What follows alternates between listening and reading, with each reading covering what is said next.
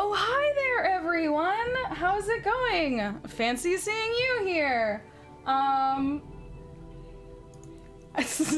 Sorry, I just heard repeat of myself. Someone else in this house has me on their TV right now, and that's extremely offsetting. Like, off-putting. But hi, welcome on in to the first ever streamed playthrough of my game. I made this. It's called Our Lady, and I made it for the Folklore Jam on itch.io. You can check it out there after. But wait, watch this first, see if it's interesting, and then go check it out, you know, after we've impressed you with this awesome story we're probably going to tell. But let's go around the table and say hi to everyone first, and then I will tell you sort of, maybe kind of what we might be doing. Maybe, if I feel like it. Let's go bottom up. Hi, Cate. Hi, I'm Cate. I'm Cate. You can find me at Sea Monster on pretty much all the socials. I like to hang out here in Jess's channel, and I guess I'm an honorary Canadian today. Yay! You're here for Happy Canada Day. Happy Canada Day. Yeah, your maple syrup is in the mail. Cool. That's like part of the introductory packet. Yeah, it'll arrive by Moose Courier. Cool. Yeah, there'll be a poutine in there that you're not gonna want to eat. By the time it gets there. Yeah, it's more symbolic. Okay. Is it like shellacked? No, it used to be good, but it's in the mail, and the moose doesn't move very fast. Awesome. Thank you, Sundu. All dressed chips, yes, a Canadian tradition. Yeah, it's true. It's I'm glad it's one that we have shared with the U.S. Many of my American friends have said they now have it, so it's one of the ways we have started to sneak into your country with all dressed chips. Come save us. Yes. Welcome our new Canadian overlords. Yep, that's us. Yep. Your Maple Masters. That's right. But let's go say hi to our someone else who's here because it's Canada Day today. Our Jordan. Jordan. No, I wasn't gonna say, I was trying to give. You know what? Fine, go for it. Yes, I'm here. My name is Jordan. I'm here because I'm Canadian and we don't have to work today. And you can find me on the internet at Made of Cartoons and in the Twitch chat and all over the place. And I'm very excited to try this game out. I've helped Jess a little bit with it, and now I get to play it. This is true. The only reason there is a Roll20 version of this game is because Jordan helped me walk through how to do it. Yeah, we powered through it in an afternoon. Yeah, we did. And now we have this. So I guess I'll say hi. Hi, it's me, Jess. This is my channel. Thank you for being here. And also, this is my game. I have to point in the right direction. It's that way. This is my game. I made this. So like I was saying, this was made for the Folklore Jam over on itch.io. It plays through 1 year in time in the lives of some children who received a divine visitation.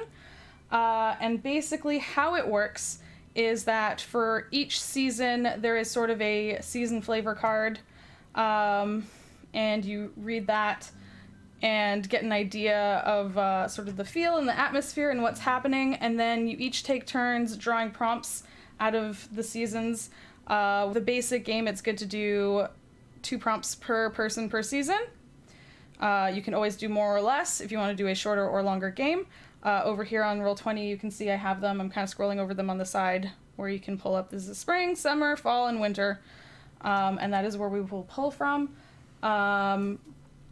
And you don't have to come into it with anything. It is a GM-less, prep-free game. You kind of write this story together on the fly, decide who you are as you play, decide what happens and how it unfolds together, and decide based on what has been happening thus far, what your kids will do when/if she returns. So that's the general gist of it. We've decided in advance, since this is my game, and I have played it multiple times, and I have actually watched other people do playtests of it. I would like to sort of influence it as little as possible. So we've decided to go in reverse order of what we have on screen, starting with Cate on the bottom, going up to Jordan, and then going to me, so that I can influence it as little as possible. I would like to see what these folks come up with, what they do, that sort of thing. And yeah, I was actually, one second, looking for boop, boop, my own. Dun, dun, dun.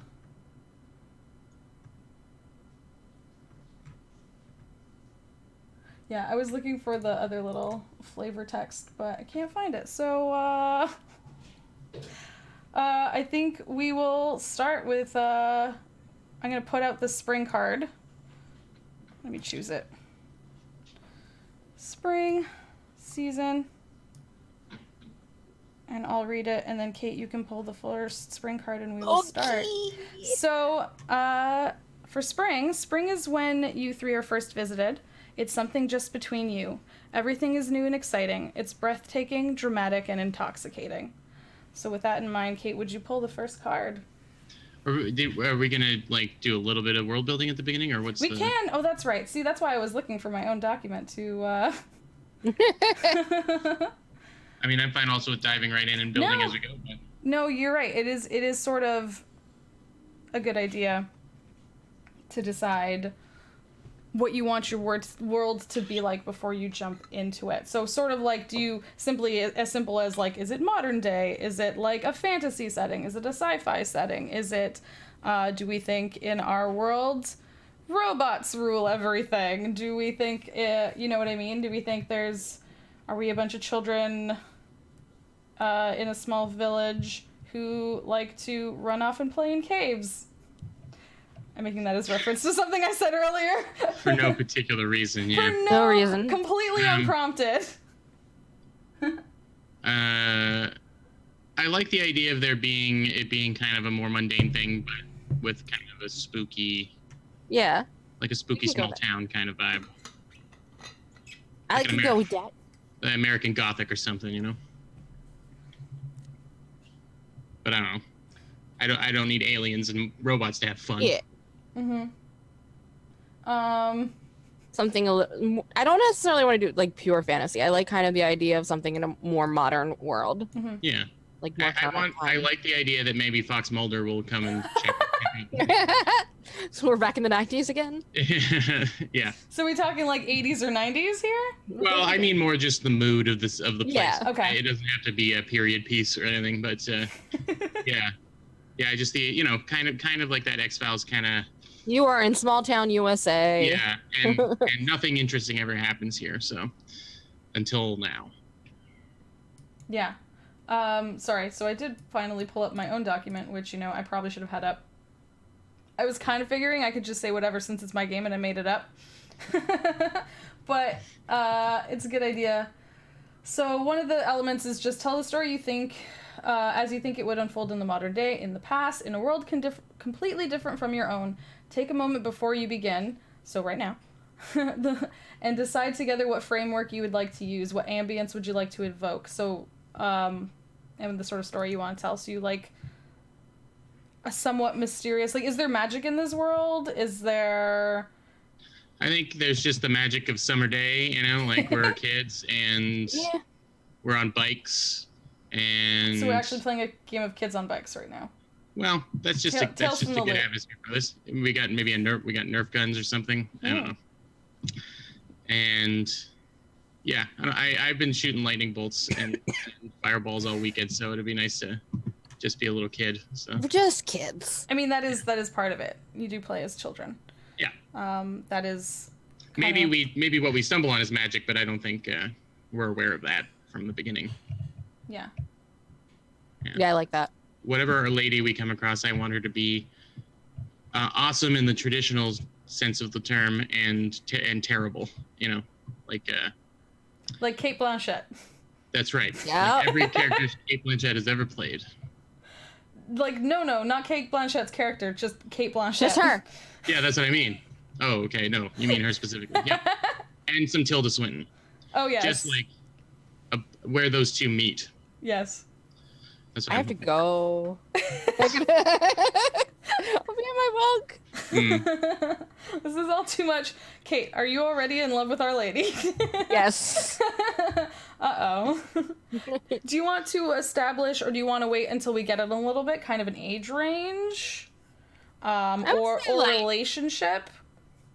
I would say preteens, like that 11, 12 kind of age. Yeah. Old enough to be out on our own. At least. Well, especially because if this is like the 80s, 90s. Yeah. Parents don't give a F. They don't give a crap about it. You're 7 years old now. You can play in the street for this whole Saturday. Till the lights come on. Yeah. Just don't be late for dinner. Yeah, I like the 10, 11, 12 kind of thing. Maybe one of us could be a little younger, can have that nuisance, like, younger sibling or something that you have to, that classic trope. I've been hanging out with little kids all weekend, so that could be like a little obnoxious little brother. Do we all want to be siblings? Do you want to do a friend and a sibling? Like that combo, like Jordan, you were just saying, like one of us is the annoying younger sibling tagging on with an older sibling's friends, or we don't have to nail this down right now. But yeah, it could be like two best buds and one like maybe you're not super annoyed by this sibling, but it's just like they're younger and can't do as much or whatever. I like it. And we said kind of, do we say kind of backcountry America? Kind of like small town America? Kind of... Well, there's a lot of begging for Canadian CanCon in the chat, so we could be in somewhere like Peterborough or something. Kate furrows her brow, not knowing what's happening. Yeah, sure. I mean, I sorry to break it to you, Americans, but Canada isn't that much different as far as the layout of our cities. We just have, I think, more trees and more rocks and more water, but that's the only difference. So, Peterborough is like any other small, kind of crappy town. It's built around there's a factory, you know. Yeah, we should have a factory in the town, wherever it is. That's Sounds good. Okay, and so it's spring to start off with. But is it like it has that feel of like it's almost summer vacation? Yeah. Like the first days of warming up, like it's actually okay to go outside and get the stink blown off of you, as my mom was fond of saying. Delightful. Yeah, maybe like April or something, March, April. And we still have to bundle up a bit, but there's sun. Yeah, and this is definitely the 80s and the 90s now because March was miserable, so thinking about it now. Yeah, and I had another question, but I forgot. I mean, I think we have a pretty good feel, sort of what everyone's doing. So we I'll be the annoying, slightly younger brother to one of you folks, so you can decide between the two. You can fight for the right to have me as a sibling. Please. Did you just do that? Please settle down, lady. Oh my god! For the love of Pete. Wow. I love you. You know I love you. It was a joke. Have you been talking to my actual sister? That was amazing. Yeah. All right, I'm gonna choose Kate. That's fine. I got an annoying little brother. I know how to do this. First game together, so. Yeah. I like it. We'll do it. That's so fine. maybe I'm like 10 and you're 12. So the difference isn't that big, but it's at that time you may as well be 100 years difference. So. True. Oh my God. I just want to go and hang out with my best friend. And my mom said, like, I have to bring my little brother with me. Yeah, you can't leave me with them. Our parents, I mean.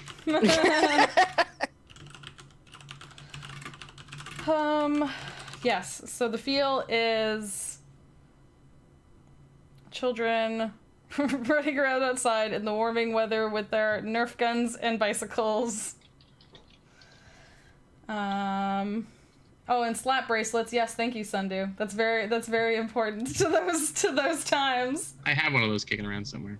teeth. I wasn't allowed to have them because my mom was afraid there were razor blades inside and they were gonna cut my wrist. Okay. That's valid. There were when we were kids, there were razor blades and everything. Right? That was the #1 warning: is like, don't eat that Apple. There's a Got razor blade in it. They've disassembled the apple and hidden a razor blade and then reassembled the apple somehow. Oh my god. Yeah, No, sure. but the snap bracelets did have like a Well, they really had sharp metal, piece yeah, of metal metal. in them, and like it would rip and it could cut you. So my mother didn't let us have them.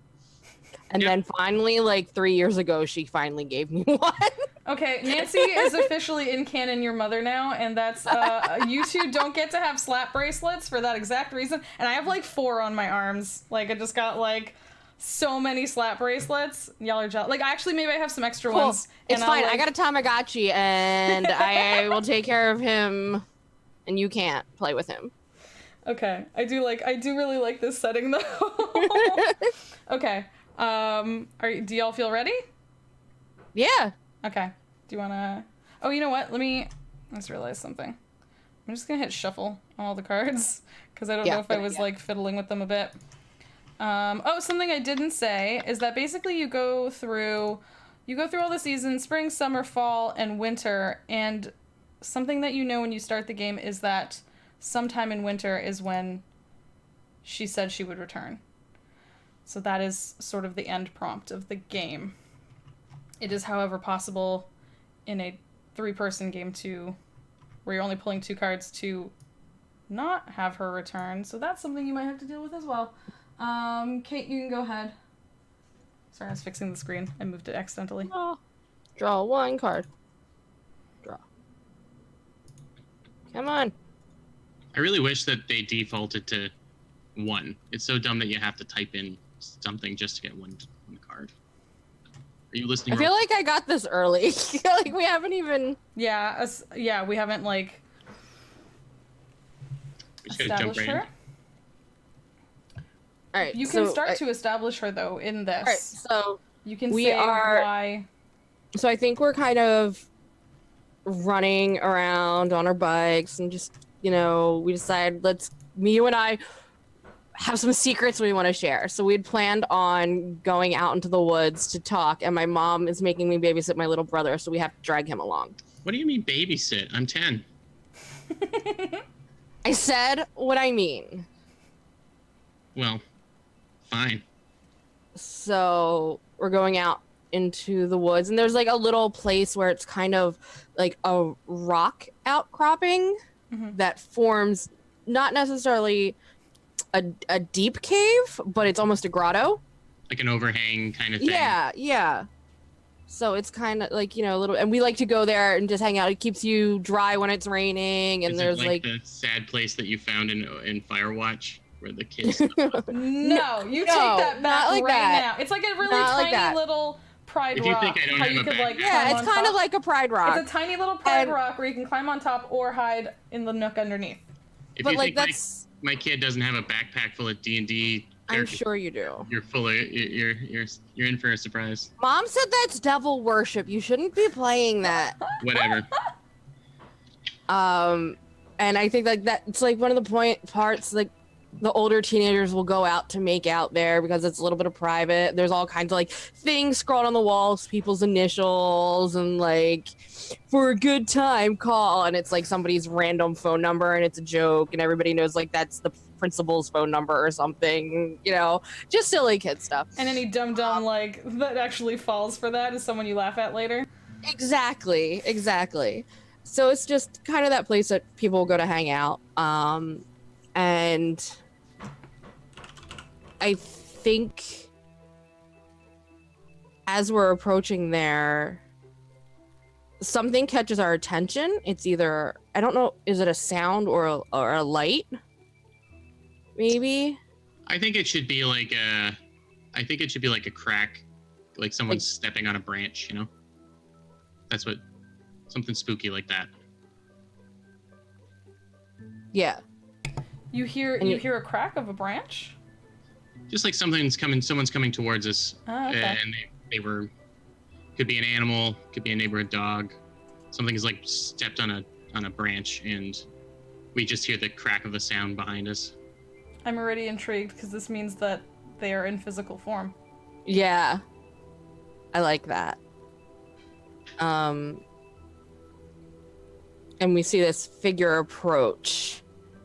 And it's not anyone we recognize, but there's still that familiar sense. Kind of like when you see someone out of context. And you're like, I know them, but I don't know where I know them from. You know, like in movies when we were kids, where there was always like there were friendly adults everywhere in the movies. Yeah. Despite being told that no adults apart from our parents or cops were friendly. So like maybe they have something like that to them, like in Home Alone 2, the pigeon lady, you know, where she's very Yeah. I feel like it wouldn't be unheard of. Like you come across other people out here sometimes. It's not unheard of, but it's just not common. No. Right. And it's not someone we go, oh yeah, well that's the lady who works at the grocery store, or that. She comes and hangs out in the woods with the kid. But believable that she's maybe from town or something, but right, she doesn't look like she's out of. She just looks like a townie, and I think she looks at me first and kind of addresses me almost as if I'm the leader of the group, and that's what makes me feel strong. Because yes, I'm the older. What? What are you giggling at? No, just Jordan got grumpy. And I think yes, I'm the older sister, but I've always seen it more as an annoyance, not a responsibility. And being kind of singled out as the leader kind of helps better me in that way, that it kind of helps shift my idea of you're not being forced to do this in taking care of your little brother. It's actually something good, that you're a role model, you're someone that he should be looking up to. You should be taking that better view on it, and rather than seeing him as an annoyance, see him as someone you can influence in the best of ways. And so does she actually speak, or is it more just a vibe that you get from them? Or I think she speaks and she says hello, but she kind of, after addressing all of us, she kind of looks at me and asks, what are the three of you doing out here? Are we bratty kids about this? Are we like, you don't get to ask us that? Or are we like immediately somewhat, you can tell that there's some reverence we need to have? Or like... I think my first reaction is that bratty, but as soon as she, like with the hello to all of us, but as soon as she turns to me and singles me out, that kind of like fades, because again, you get that sense of this is someone you can trust. This is someone who... I can't think of the right word. I'm not sure if it's reverence, but it's definitely... You know, when you're 10 or 11 or 12, adults don't tend to even really like give you any kind of eye contact version of respect, right? Right. So this person immediately has looked at you and says, and isn't treating you like a kid. Right, exactly. Yeah. I'm apprehensive because I have my monster manual in my backpack. There's a whole section in there about forest creatures that approaching us, but she seems nice enough, and Kate's kid seems to like her. Do we have names? I was gonna say, do you want to come up with names? It's. I got nicknamed Brian earlier, so I'm gonna be Brian. You seem like a Brian. What does that even mean? You're definitely a Brian. I've known a lot of good Brians, so I'll take it. I'll be Tiffany. Very nice. Definitely gonna call you Tiff. That's fine. Perfect. Brian, Tiff, and Tiffany.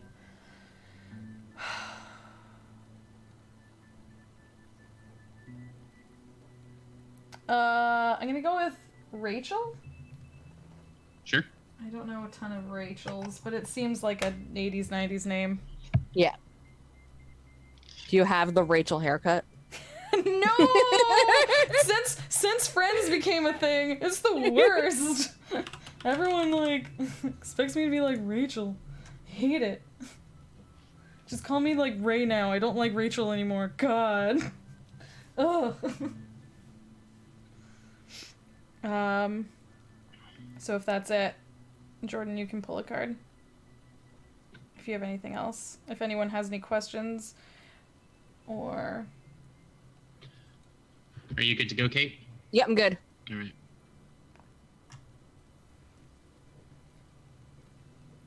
We have a question from chat. Does Brian have a bowl cut? No. He's got the high and tight. It's like the buzz on the sides kind of thing.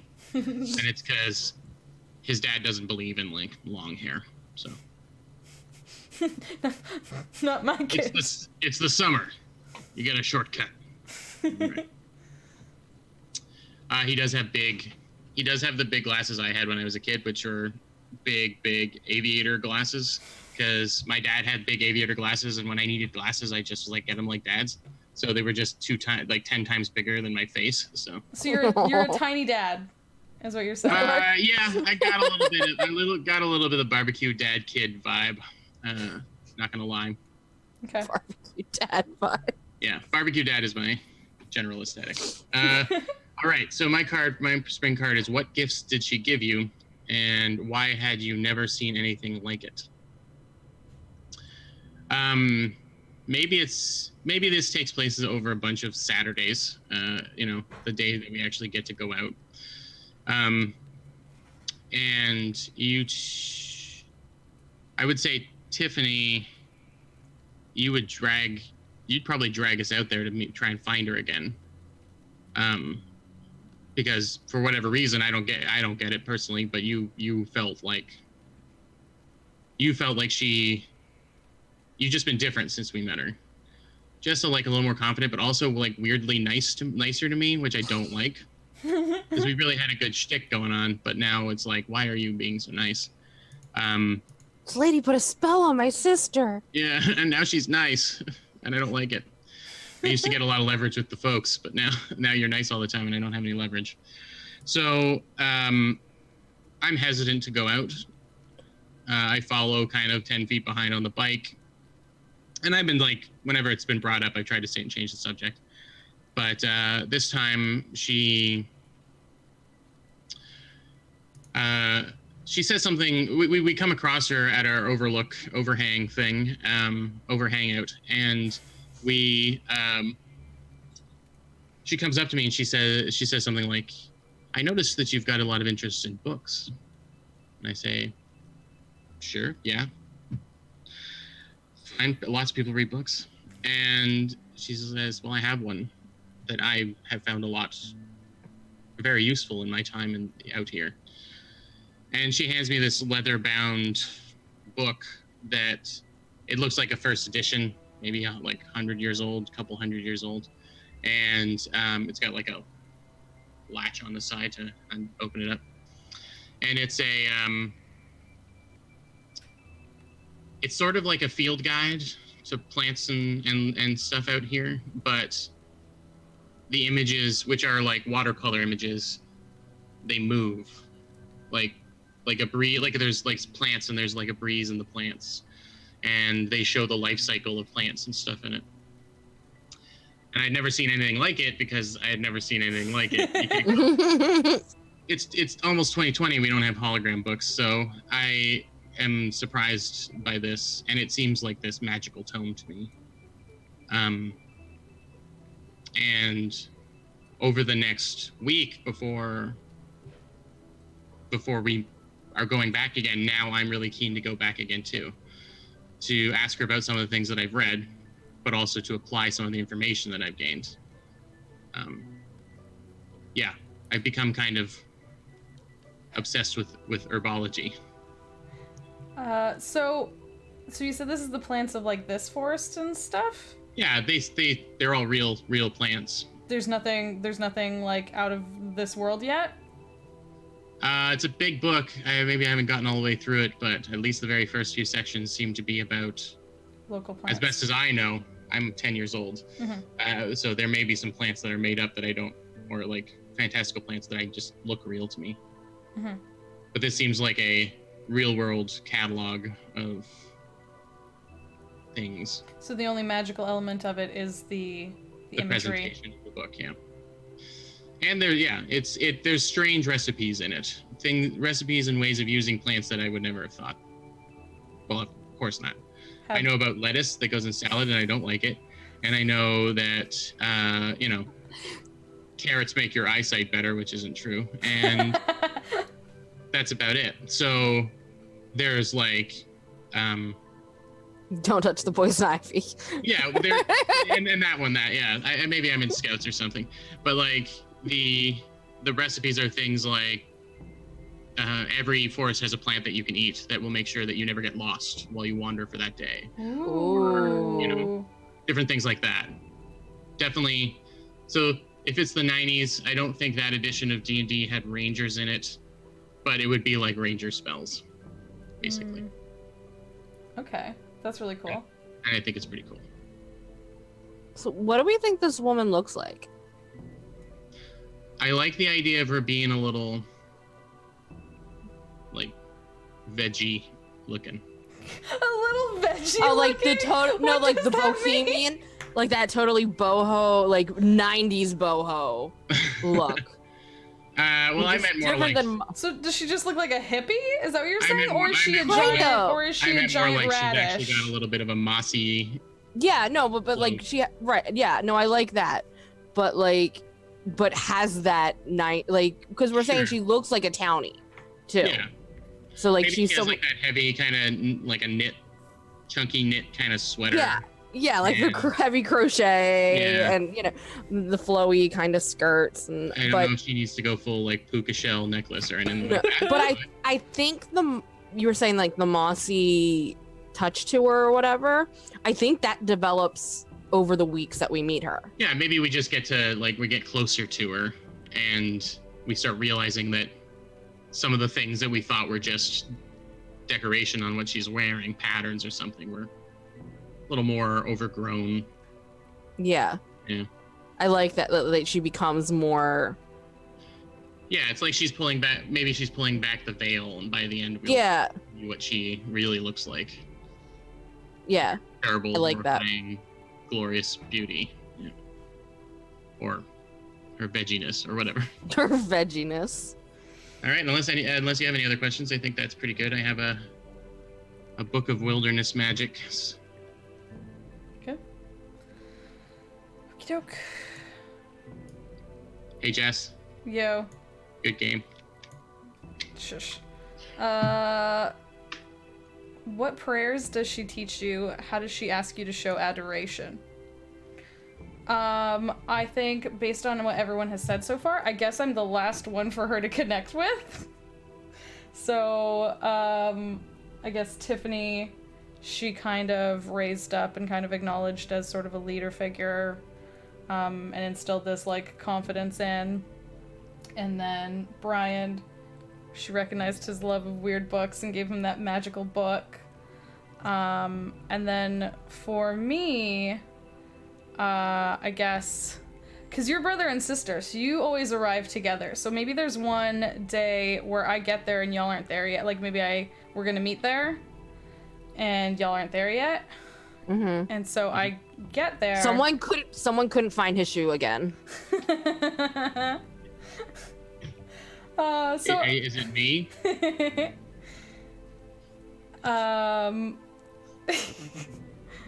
So yeah, I get there and I'm waiting for you and I'm just like playing with my slap bracelets.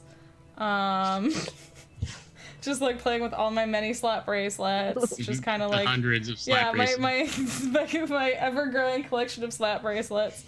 And I hear that like familiar like crack of twigs, and I look up and she's kind of standing right in front of me, and I stand up, and she kind of motions a little bit away from what is it? Yeah, the hangout cropping. The hangout cropping. And I just like kind of follow her wordlessly, and she takes me further into the forest, and I think maybe shows me some of the plants, and I recognize these as things that Brian has been yapping on about. Like, Brian's been like, talk about these plants. They don't seem so special to me, but you know, he does have that cool plant book now, so like whatever. And just Alright. have to live out all my 90s tropes. April Ludgate Jr. here. Yeah, that's me. And she picks, you know, something small, and like in her hand it literally goes through its life cycle. And I see this, and she shows me how it, you know, this tiny little like thing that looked like nothing, this tiny little like sprout that looked like, to me, a kid that knows nothing, I was like, that looks like a piece of grass, it looks dumb. And but you know, it grows up, it flowers, it fruits, it does all these different things. I get to see it seed, and then meanwhile in her hand several new ones form and grow. And so I've literally just watched this thing grow and expand. And she tells me that you know, that I don't need a magical book to recognize the amazing wonder of this forest, and that if I let her, she'll teach me and possibly all of us how to connect with it. And so she asks me not to pray to her or show adoration to her, but to this forest that we all love. And she teaches me how to sort of interact with it with the least harm and most good, and encourage it. And I'm not able, and I start trying to like pull things and like magic them through their whole life, and like nothing's happening. And she's like, whoa. Baby steps. And she like laughs, and she's like, not yet, but maybe someday, you know, that we'll get to do this. And then she sends me back to the hangout cropping where you all are now. And I promptly tell y'all that I just saw plant magic, and she says that maybe we could do plant magic. I mean, I've been doing plant magic for a week, and I hold up the book, which never leaves my side. And I'm like, no, Brian, not like boring book magic. Real life plant magic. My inner wizard is crying right now.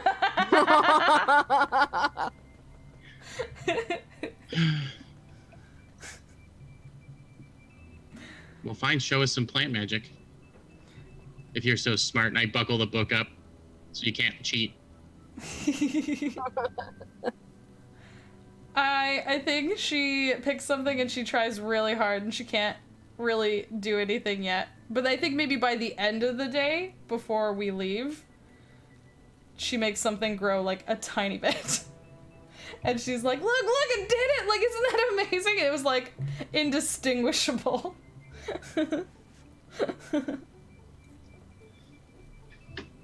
Yeah, that's great. And I like identify the plant and give you a bunch of information you don't need about it. And I said, if you mix this with apple juice, you get blah, blah, blah, blah, blah. And I just have a million different recipes for whatever this plant is. And I think Rachel, for the first time ever, actually like listens to you and like keeps it and takes it home to mix with some apple juice and see what happens. Mm-hmm. For growing hair on your chest, so. No! Well, Now Sorry. Rachel is the toughest dude around. Listen. That's Mr. Rachel to you. Yep. Mm. Heck yeah. Mm-mm-mm-mm. Yeah. Yeah. If no one has anything else, then Kate, you can do another spring. Cool. We're on to our second round of springs. Come here, card.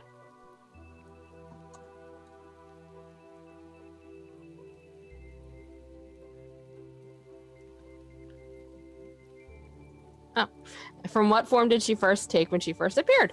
How did this amaze you? So we kind of went over that a little bit.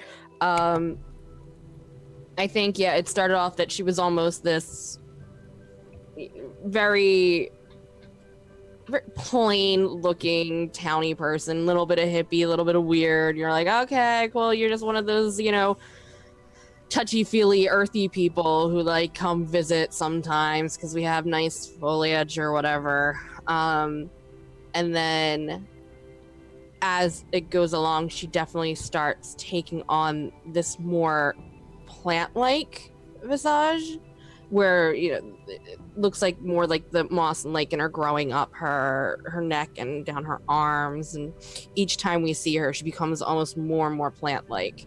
And that her skin, I think she takes on this purpley hue, and like you start seeing almost the way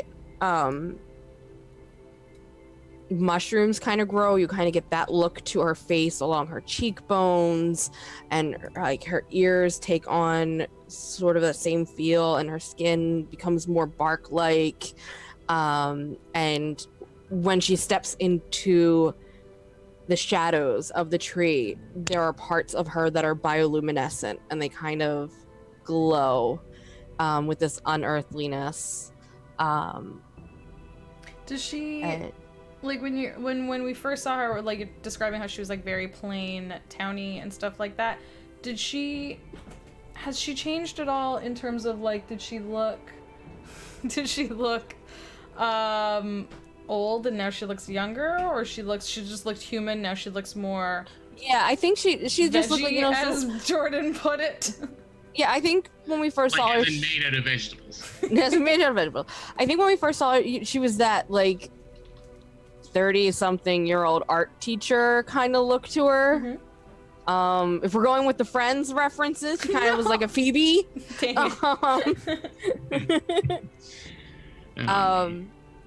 And but as it's gone along, it's not the age necessarily that's changed, it's the actual physicality of her transforming into something more dryad or nymph-like. Yeah, I'm just wondering, like in other elements, like you've said how she is becoming more sort of like amazingly of the forest. I'm wondering if there's anything like else we see in her form, like like a lot of times in stories when like witches and things appear as like old crones first and then like thing, or even like the reverse. Is she like is she still like, do we still hear her every time? Is she still crunching, or has she like stopped crunching? I think she crunches to get our attention. Okay, because she, but we notice after that anytime she walks there is no noise.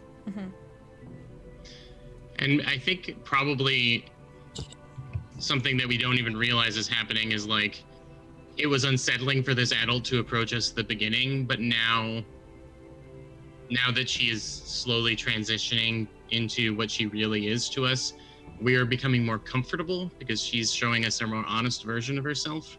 And it's just kind of, it would be weird to people looking like, how come you're not more spooked by the strange mushroom lady?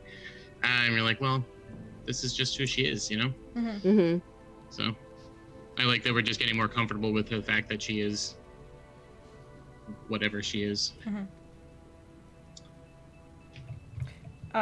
So for the second part of the question, how does this amaze you? Were you amazed by her at first, or are you amazed by her now, or is it just... I was more amazed by the aura and the presence she presented at first, I think.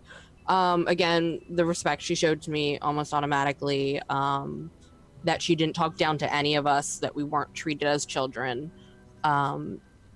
And then the physical amazement came along afterwards as we saw her transform over the weeks. Like, this is incredible. This is something unearthly. This is something that we haven't seen before, nothing we've experienced. You know, this is stuff that comes out of the books that Brian reads or that we see in movies, or, you know, those really cool video games that are starting to come out now. And, you know, She's higher resolution, I think. right? There's like some crazy high depth stuff going on. She's not 2 pixels that just shift. Right. Yeah. Right. Like, she looks like she's remastered already. She's what's on the cover. She looks Yes. like what's on the cover of the NES cartridges that we have, yeah. Yeah. Not the 8-bit version you actually end up having to play with.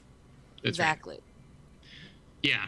The idea is sort of, especially maybe for Brian, but you're buying into it too, is that I knew it. Like, I knew there were people like this. Mm-hmm. Ha.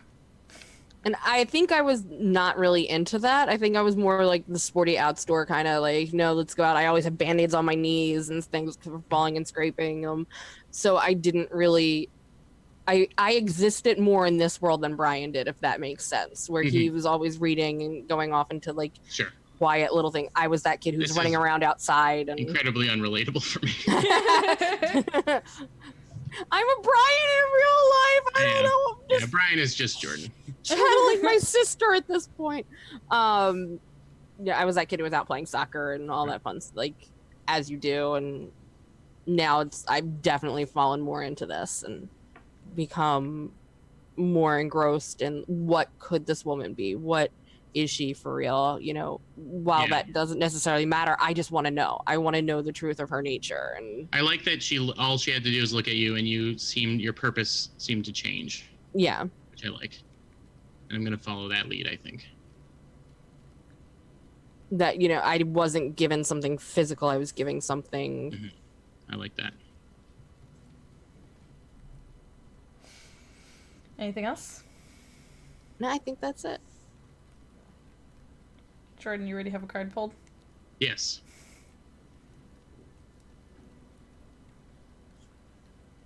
Oh. If we already did one, if you don't want to, you can like talk about it if you want, but if you want to exit and do another one, you can. Yeah, we kind of did this one, yeah. I mean, we've answered this one. I don't know if we need to expand on it. That's all right. I'll draw another one. Yeah, draw another one.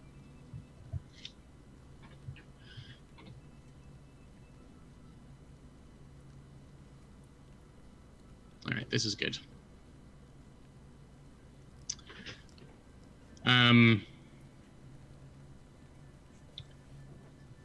She definitely knows how to talk Brian's language in the sense of there being rules to things, and that everyone has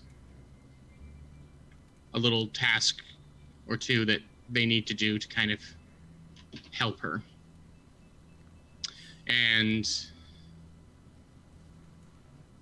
she says, in every 3, there is, at the very least, a leader and a sage. And you, Brian, are the sage. And Brian's into this. And he leans in to listen. She says, the book is special, but it's not anything to do with what you get from it. Doesn't have any. The book doesn't have anything to do with that. The reader is the person who kind of takes the information and does things with it. So she asks me. She asks me to learn something new every day. That will either help in the forest or help my sister or Rachel, whatever you are to me, some sort of friend, I guess, the people around me. And I have gained, I would absorb a book every 3 days, but now I'm absorbing like a couple books a day. And yeah, when we're not hanging out at the over hangout, we're I'm at the library. And my backpack is. I'm probably a small kid already, and my backpack is laden down with books. And what good will come of it? Basically, she says your strength lies in your brain, and a strong mind will mean that you will be able to have a solution that will solve any problem that might come your way.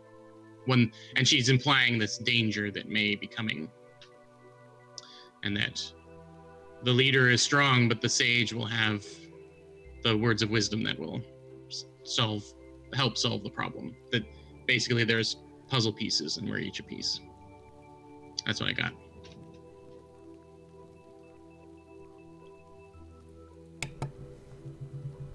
So she identified you as the sage. Yeah. And it seems likely she identified your sister as the leader. Yeah, and I didn't want to identify you as anything because I want to give you the opportunity to do that. Interesting. I think it would be body, mind, and either heart or soul. That's with right. Like Captain Planet. Yeah. Tiffany being Is she body. Captain Planet? She is. With Tiffany being body, Brian being mind, and then Rachel either being heart or soul, depending on how you wanted to phrase it. Mm-hmm. Yeah, could be something like that. Mm-hmm. I'm also channeling a little bit of Arthurian legend, maybe. Arthur and Merlin, and you could be Lancelot, Guinevere. Who are you, my love? We're 12. It's weird. We you can could be we Morgana. could... Oh, that's true. You could end up being the baddie. I don't want to be the baddie, but maybe. Okay. Actually, maybe I do want to be the... Thank you for putting that out there. Anyway, Morgan. I don't mean. I tried to be as vague as I could with the stuff because I don't want to pigeonhole anybody too much, and we can change things. But that was just an idea I had. No, this is fine. So then my question was next going to be, is it any specific kind of books? She just has you reading in general to like pick up knowledge. She just has you. They're out of. They would be considered fairly out of the wheelhouse for 10-year-olds. And they do have let's say they've got kind of a.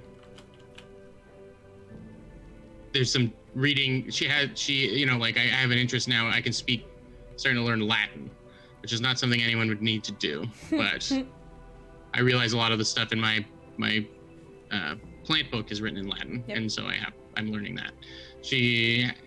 I have an interest in tactics and siege warfare and lots of like medieval things, but also books on animals and like the cycles of nature. Like that's been my main focus. And also one book about forging. Forging, like creating shields and armor and swords. Interesting. Okie doke. I'm satisfied. Okay. Good. Any questions, Kate? Nope. Captain, my captain. What the hell do our parents think are going on? Well, I just look like I've cranked the nerd to 12, and I don't think they're very suspicious. You being nice to me is probably the most suspicious thing that's ever happened. True. Mm. Do you do stuff for me? Like if I ask you to do things, do you do it? Yeah, and everything has a more collaborative bent to it now. Like it's more like we seem to always have something in the fire. We're always working on something. Maybe we're building up, maybe we're working on building up the hangouts as well. Maybe we've built some walls and got a door on it, and that's kind of like been a project that you and I have been working on. I spent a day reading about hammers and nails stuff, and we put something together. I guess they call it carpentry. Carpentry. We're doing some arts and crafts, Mom. It's fine. I just need to borrow this part of the fence. Don't worry about it. By the way, for my birthday, I won an anvil. See you later. No reason. What was I gonna say? So suddenly, like, you two have become like wonderkin beautiful children together. Like, you used to fight, and now, like... No, I think you said, like, you now, like, listen to her because she's the leader, and she is now nicer to you because, like, that's something that's become of her, so you've suddenly... I think there's maybe fights, but like, in the sense... yeah. But I think they have a real adult bent to them. They're like, no, our time needs to be spent better today. You know, we need to do this. And you would be like, no, we have to patrol. There's some kids that have been harassing the squirrels or something like that. And it's more like, yeah, we have sort of a little bit more grown-up kind of discussions. I found a dead deer. We need to discover what killed it. Yeah, that's right, yes. Oh my god, that would be creepy AF. Yeah. Totally happened. A 10-year-old and a 12-year-old talking like adults and, like... Taking things really seriously. Yeah. Like, no, that is not the best way to do. That's not conducive to our ideas and plans, sir. I'm quoting philosophers and scientists and things that I should never have heard of, and you know. And I think I've gotten more introspective. Like, yes, I'm still outside, but like when I'm home, I'm always kind of like looking out the window and, you know, not really engaging too much with our parents. And it's not so much withdrawing into myself, it's withdrawing to outside. Like, I don't like being trapped indoors anymore. I kind of always want to be outside, and when I'm inside, I'm just not happy. And I imagine same with all of us. I mean, I feel like we're all getting just to be more, and that maybe isn't as unusual because we're getting kind of cabin fever as spring is coming to an end and school's coming to an end. But there's an uncomfortableness of being near metal and concrete and stuff, and we want to kind of... Don't want to live in a stone house. That's right. I'm gonna live in a stone house. Okay. So I drew, what good news does she bring? Are you allowed to share it? And I'm okay with asking for some thoughts on this one, because I'm a little like... I don't know. I don't want to, like, all my thoughts are very forest-based, and I don't want to do that, because, like, it's such a cliche for me to, like... That change is going to start to develop, but because we possess this knowledge and skills, we're going to be okay. Yeah, well, see, I was debating something like her, you know, telling us one day, you know, the forest is gonna start taking back what's its, but I'm like, oh. Well, I think... Is that too much? Like, what do you... I think maybe if you take a look at it at the angle that we've been given protection over a specific plot of land or something, you know what I mean? Like, and it just happened to be forest. Maybe if they had visited us on the coast, then it would be a coastline kind of thing. So it's more like... I know, but y'all also said Captain Planet. Now I feel like I'm making it too, like... No. We've definitely gone down the plant route, so... Yeah.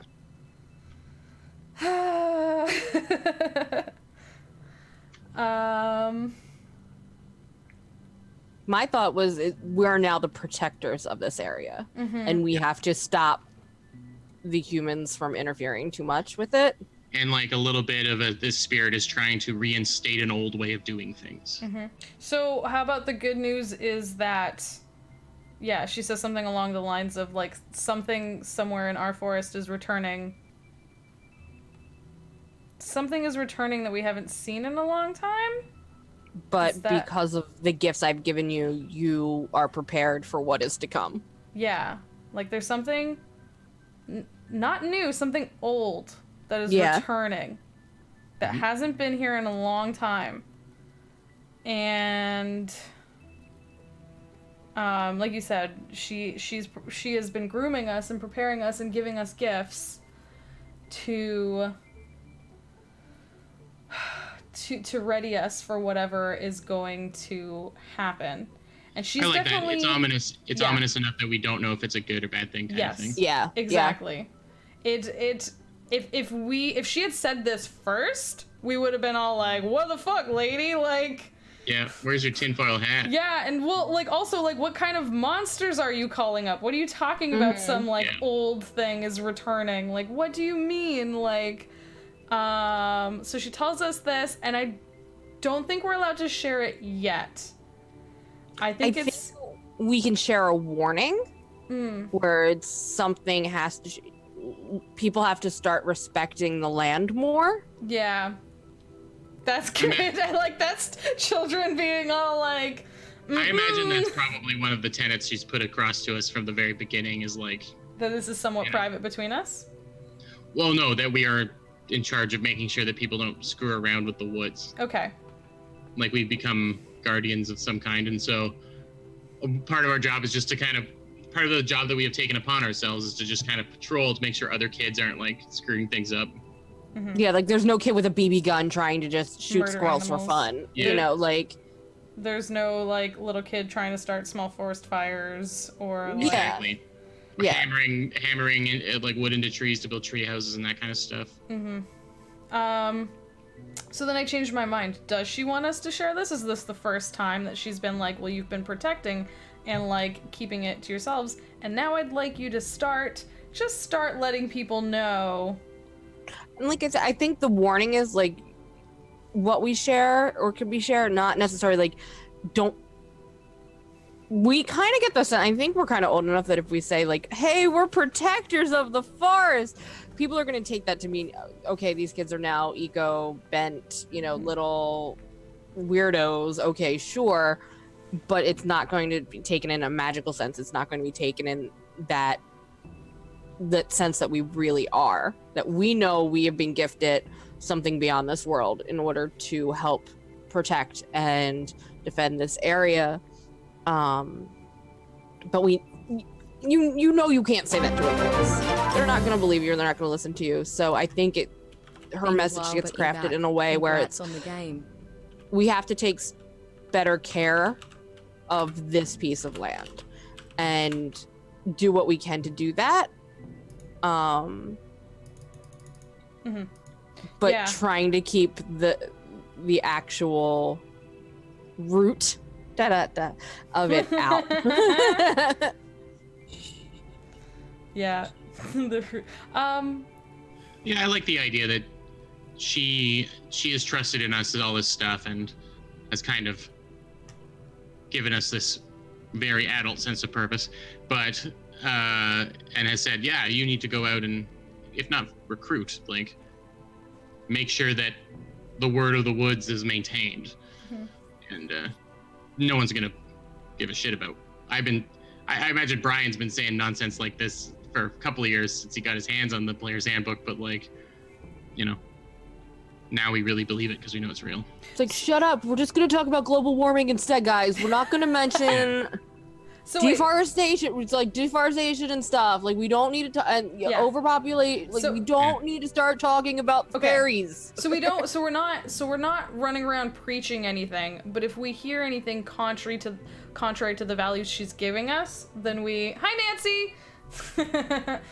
They said hi. If we hear anyone talking contrary to like the points that she's given us, then we kind of voice concern or warnings. Yeah. Like we know. I also like that it's maybe localized to this patch of woods. Like she's not saying we got to go to every park. She's really concerned about us making sure this area is safe. I like that. Just to keep it kind of kid-sized, Yeah. She's not like you have to save the planet from adults. From those meddling Russians that are every bad guy in 80s and 90s cartoons. Yeah.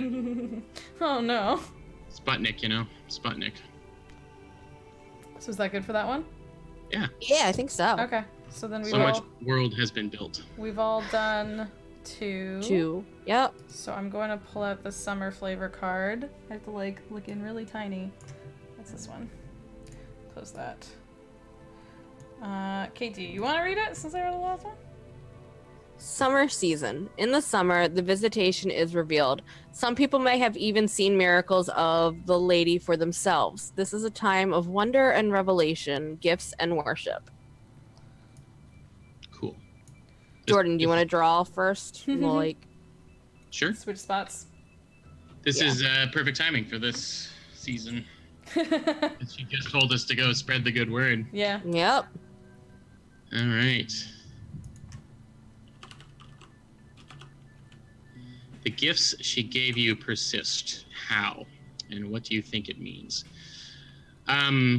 So obviously the book she gave me has a bit of a magic to it, but that wasn't the gift. It was kind of a broadening of the mind that was granted to me, to Brian, which is an anagram of brain. Oh no. Didn't do it on purpose. And I am I'm starting to take on a little bit more of that woodsy night kind of vibe that she has sort of going on. Definitely not like any mushroom face kind of stuff, but You don't want a mushroom face? Suddenly I've got leaves growing where leaves weren't growing before, and as I become a man plant, how would it really come across? Maybe there are maybe parts of the stuff that's happening is sort of under my shirt and things. There's like some bark armor kind of growing. Really? Yeah, just like the strengthening of a little bit of my small frame, and especially with the heat of summer and everything, it seems like everything's blooming a lot more around us, and the book has gotten a few more pages, and the book discusses the protective forms that plants take, and a lot of it relates to what's happening to me. And what do I think it means? I think Brian has really taken on the attitude that something's coming. He hasn't gotten to like dig in the bunker yet, but he's like, we need this could hit at any time, whatever it is, and he's really took it to heart, and he thinks, okay, I'm being strengthened for whatever comes. And the book grows as I need more information, basically. Okay. Does everyone start getting bark skin? I don't think I get bark skin. I think I have a growth spurt and end up in that really weird, awkward teenage phase where my legs are really long, my arms are kind of long, and it's almost like a gangly. I'm trying to find the best way to describe it, but there's something almost inhuman in the proportions. Everything's a little too long. Yeah, but like my limbs are just a little too long for my frame. And my skin has really started to darken, which, you're spending more time out in the sun, so it makes sense, but it's the best tan I've ever had, kind of thing. And I'm starting to lose a lot more of the baby fat in my face, so my features are becoming sharper. Interesting. You know what? I'd like to kind of tweak what I said. I think it's too early for me to have like real magic, weird vegetable manifestations. But why? Mom's gonna see that. That's weird. Yeah. And it is kind of strange right now. I transition later maybe, but what I do find is that I have to be surrounded by plants and stuff, and I've learned how to, and I make them for everybody, and the book guides me, maybe like cloaks made out of leaves, and like my bed, which we try and camp out as much as we can, but we're not allowed to all the time, and so my bed has this, underneath the actual comforter, there's this blanket of leaves that I've created and woven together, because there's just something feels off if we're not connected to the woods in some way or another. And I get uncomfortable. I get clammy and sweaty. It could be, and that just gets interpreted as me being awkward, entering the awkward teen years, but like, it's actually like almost a need for the woods. So instead of having bark skin, I just always kind of need to have contact with plant life and trees and stuff in the woods. specifically our woods. I can't use houseplants and stuff like that. Those don't have the same effect. It really needs. I need to go out and gather leaves from our woods. So That makes sense.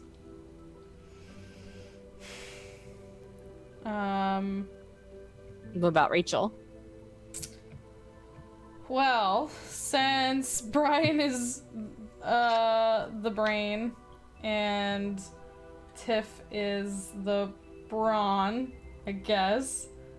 I said leader because I didn't want to pigeonhole it into you being just the punchy stabby, so it can take all kinds of things. But yeah, I'm imagining everyone is like multi-classed, honestly. Like, so I'm imagining like Tiff as being somewhat like Oath of the Ancients paladin meets like, I don't know whether like ranger or like, you know what I mean, like something that.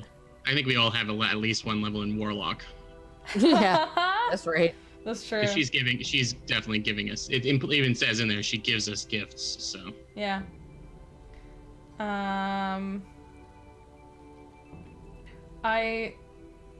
think Rachel kept trying to get the plants to grow and kept not being able to do it and was like, what the heck? And then like started to just like lay down and like listen and then started talking to the plants. And since we acknowledged that she's kind of heart, I think she started talking to the plants and animals. Yeah, I like that. Could be heart, or you could be voice. Yeah, well, like you said, it's sort of like that trio. The body, the mind, and the body of the woods, the mind of the woods, and the voice of the woods. Something like that. You speak for the trees. You are the Lorax. Damn it! You are not. Tried so hard not to become the Lorax again. That's cool. Yeah, I assume it's like that. And I guess like you said, Jordan, it's like literally this only works in the woods. Like literally, like she goes home and tries to talk to like her dog, and it doesn't work. But then she goes back to the forest. But every stupid squirrel's got something to say. Yeah, every freaking squirrel won't shut the heck up. And she's like, oh, you guys. I get it. You like nuts. I get it. Go away. Yeah. That's what I'm assuming. I'm assuming that's sort of where she's at. I was debating something about moving through the woods in a certain way, in a certain like weird magical way, but I think I'll stick with like a Pathfinder role or something, where I'm the mind and Tiff keeps us safe, but you know the way. Or you know the best ways. The best ways through. Like you're able to find the paths of whatever we're looking for that day or whatever we're trying to do. You're the one who's able to discover that real easily, just by pure instinct. Yeah. Because I do. And that could be tied in by you could ask directions from the squirrels. That too. Hey guys. Hey, yes, I know, I get it. Just shut up for 1 second and tell me which way we need to go. Because I was assuming that there are some communal powers. There's some a little bit of something where we all have. Yeah. A little bit of. We're all very light of foot in the forest, like she was. Yes, we all have like one level of warlock and one level of druid from her, and then we have a little bit of like other things as well. So I think everyone is like I think we are now we're starting to develop where we can walk through the woods without making any noise. I can see that. Okay. So that was Jordan, right? Yes. So, Cate, are you gonna Your go turn. or do you want me to go? Me? Nope, Okay. your turn. We're gonna keep the same order, just like rotate. Okay. Yeah. Okay. We're already making our own rule hacks. Yeah. It's just easy this way, so we all start a different season. Yeah. I think it's good. It's a great idea. Yeah. What physical form does your worship take? What do you love about it? I think like Brian was saying, like he has to have an element of the forest with him at all times now. I think we all want to have something of the forest with us, and we want to be in it, and our worship is just being in this forest, exploring and learning our new powers and going deeper into it, and testing these new like finding our way into like new secret deep parts of the forest. And in fact, like we're moving through the forest faster and better, and like going further and further from the areas that were like where we started. Like we never went too far, you know what I mean, from our... You always explore a little bit, but like never past a certain point, and I think we are now really pushing the bounds of it, so the physical form of our worship is just being in it, exploring it, and learning it. Do we like often come home not hungry for dinner because we were like learning to eat things that we find, and I think like some of the more artificial foods are kind of like ickier to us now. Oh God, yeah. We're like, kind of like how you said. Sorry, kind of like how you said, like we are liking like cities less and less. Yeah. Like we don't want to. We're those kids who don't want to go to McDonald's, and it's weird. Yeah, it tastes so gross to us now. We're like, yeah, that would be the first news article about us. Is like 3 local kids don't want McDonald's for dinner. News at 11. Yeah. Yeah, it's 3 weird kids. They're so weird. Yeah, we definitely like. I think we were already testing that with Brian's book, like what we could thing, and then like when Rachel started trying to pull plants and then trying out recipes from Brian's book. I feel like Brian already took that back, and him and Tiff were experimenting at home with the weird recipes in the book. Yeah, our parents found us like eating bugs. Just taking a bite out of a beetle or something as they came in. And then just like a head shake and door close. Like what? They're long. At least they're getting along. That's probably what our mother would say. Yeah. Was Fear Factor on in the 90s?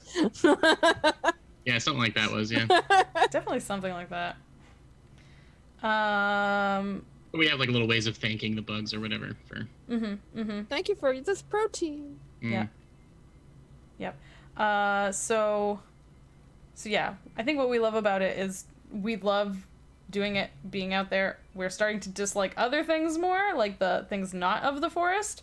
We're disliking them more. So just being here, we're already immediately like, but then we're also like enjoying learning and growing with these gifts and powers and things. Totally refuse to go to summer camp. This is our summer camp. Yeah, Mom, I'm not going. We maybe get like physically ill almost as we get too far away. Ooh. That's not worrisome at all. We went on a vacation at the beginning of the summer and was fine, but we were going on another trip and it was just like we were sick the whole time. Yeah, and could you tell? Could you physically feel it was the need to be back in the forest? Yeah. Oh yeah. And we're on the beach eating bugs and stuff, and it's just like these aren't the right bugs. They're the right. I don't like this one's got too much sand. Yeah. It's too grainy. Jess, what does Rachel love about all of this? I want to hear specifically what Rachel loves. I don't think Rachel was a super nature person before. I don't think Rachel was a super outdoor kid before. I think, Kate, you said that Tiff was like sportsy, like outdoorsy.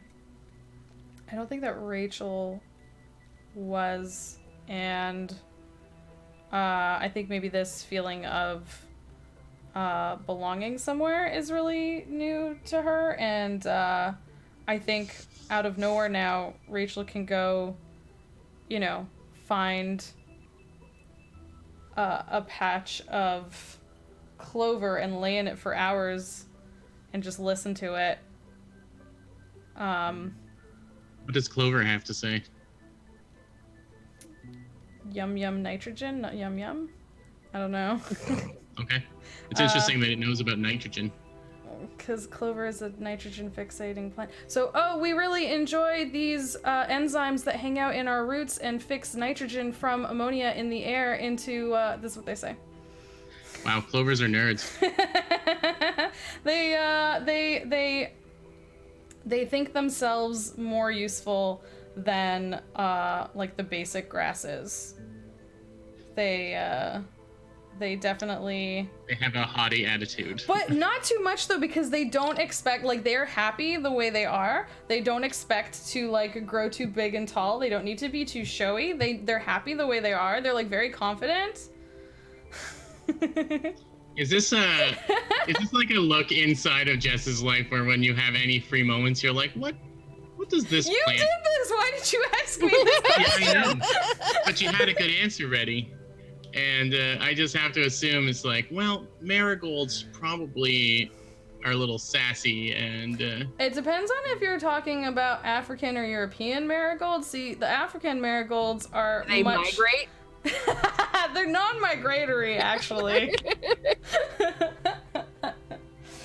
I know that we did this to You ourselves. just messed up the whole stream. I hope you're happy. See what you did. Everyone's really mad at you now for making me, like, blab on and on about plants. I'm pretty sure that's the opposite of the case. Yeah, so I think that, yeah, Rachel went from someone who, like, you know, didn't like if it rained, she was like, "Wah." If anything was too much, like, it had to be perfect for her to even want to be outside. And now she will, like, hang out in the rain, in the dark, in the sun, in the, like, thing, and just, like, listen and talk. And we all have a little bit of this, but it's a very extreme swing in you. Yeah. Like, very dramatic. I think she's talking less to humans. Right. Maybe she was more of a, like, chatty Cathy people person. Maybe she liked hanging out at the mall. And now she does not. Were you a big fan of Robin Sparkle? Canadian icon. And every time she was, I sang her song over and over. Let's go to the mall.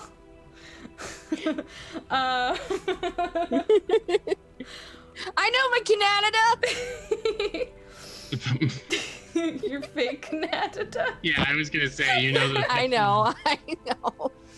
Yeah, but I think maybe that's what it was. Maybe she was, like, more of a mall kid, and now, like, she was much more of a social butterfly, and now she's more of a butterfly, like like a literal butterfly. a literal butterfly, a social butterfly to literal butterflies now. And yeah, I think I don't know. Like I said, I think she likes seeing how easily and quickly she can travel through the forest and how, like, lost and unlost she can try and get. I feel like Kate, you were saying that we all walk, like, really quietly through. We all have those quiet movements, like, we don't tread or make a sound as we move through. I also like that you're kind of taking on a little bit more of the lady's abilities directly, because you've learned how to make the plants grow, and she tends to just sneak up on us. You know, and she's gone probably as quickly as she shows up. Like, we have never been able to follow her anywhere. Mm-hmm. Yeah, I was gonna say, like, I almost feel like her part of that is, I think she's moving quicker through plants, and I don't know if that's, like, they're pushing her forward or allowing her through or moving like out of the way, yeah. But something is happening where she's moving kind of maybe it's weirdly just like through. Where normally it's just been reversed. Where normally too much plant stuff on the ground would get in your way. Yeah. It's just been flipped in the absolute opposite direction. Somehow you optimize how you move through, and every route springs you forward faster, and every, the plants are almost kind of like you're drifting along the top of them. Yeah. Yeah. Like literally. You're Legolasing. You're just Legolasing now. I'm what? Legolasing. Legolas. Oh yeah. He can surf down an elephant. He's Legolas. But I definitely can't do it with elephants. Only plants. No. Yeah, Man, if an elephant shows up, I like the imagery, like you said, where the plants are actually doing it. Like those little clovers I were hanging out with are like pushing me, and like the roots of some small plants are coming up and like springing, like literally like sending me forward faster. So there you go. Is that sufficient for you, Jordan? Yeah, I liked it a lot. Thank you. Okay. Cate. My turn. Yeah. Roll one.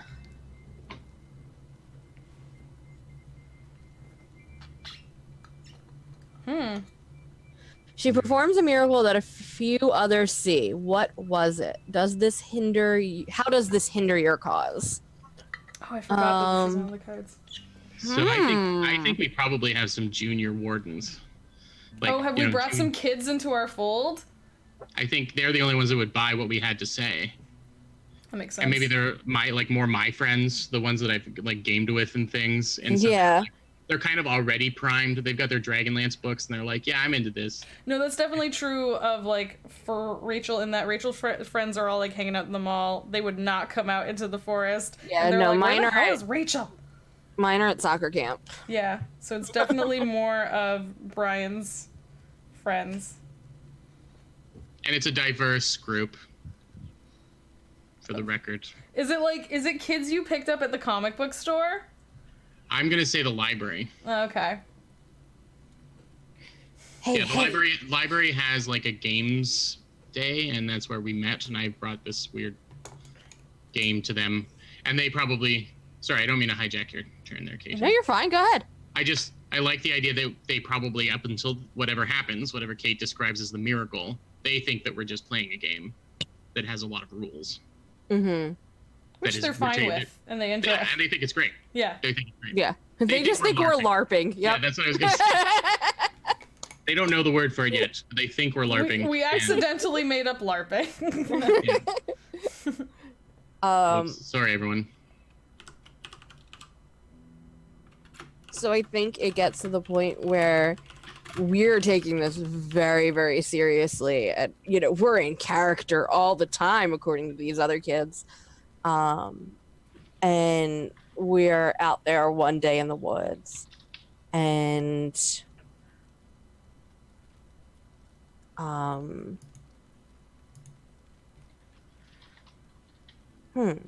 I think there was a lot of rain, so it causes a mudslide.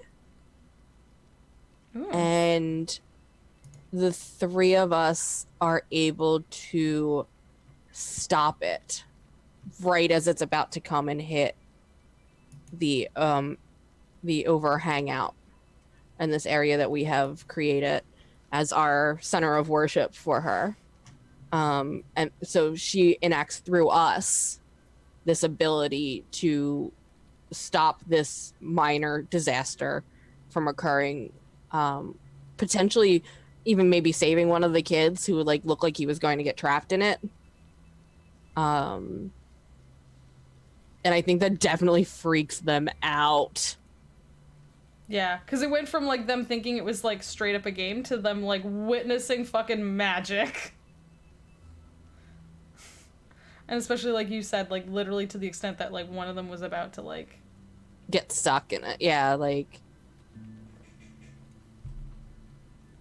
Yeah, and maybe Tiff, you jumped in front of them, or you did something.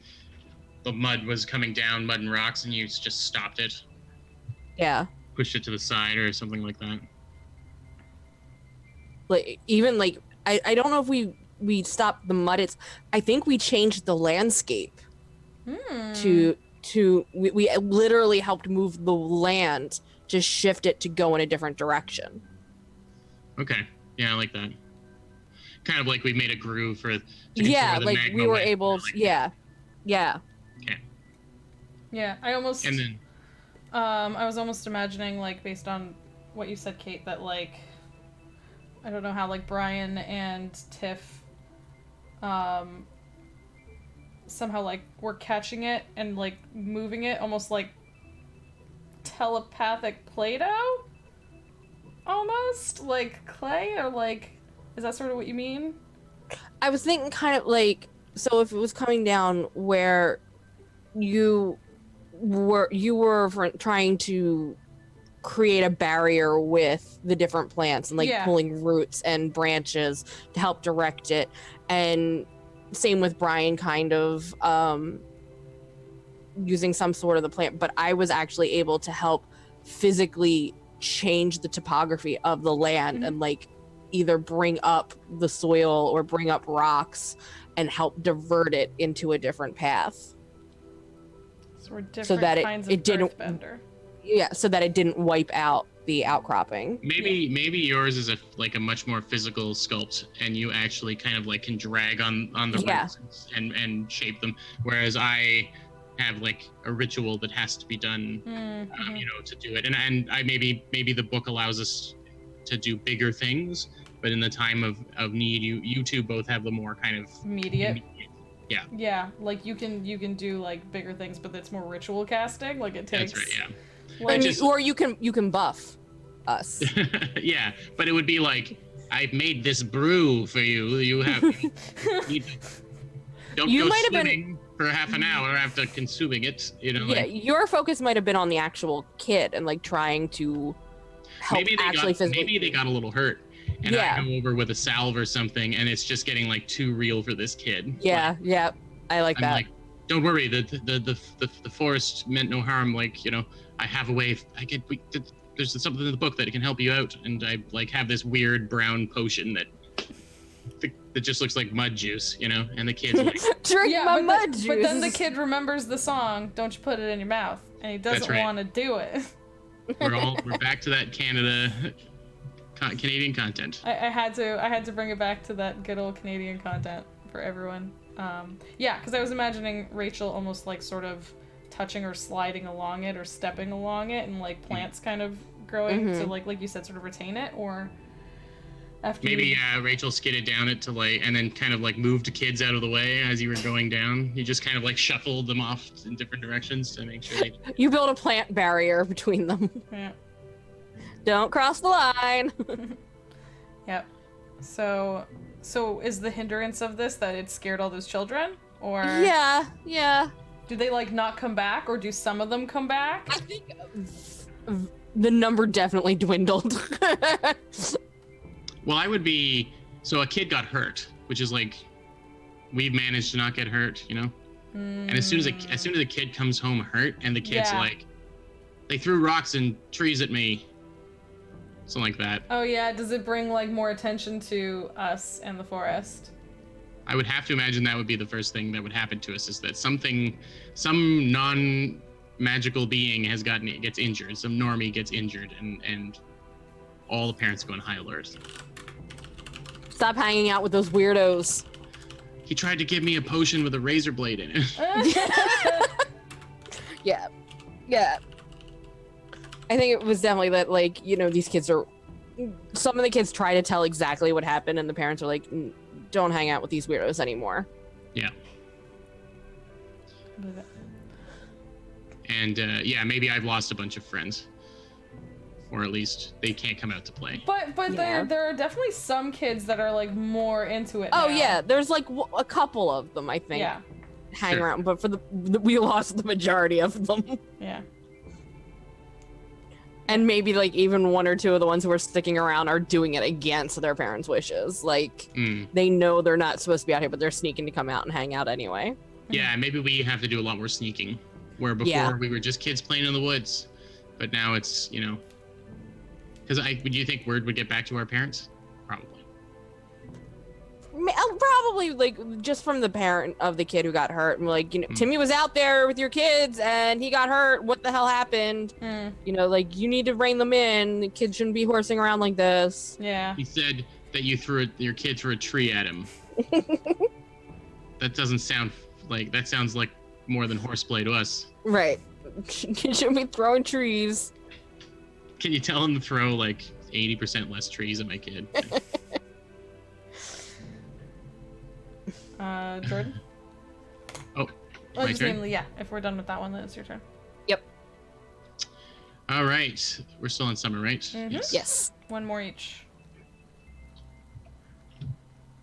We're going to hate going back to school. Oh, God. Who says I'm going back? Yeah, that's right. Oh, okay. This is a good one for the sage. People ask you to share the lady's words with them. What do you say? How does it help them?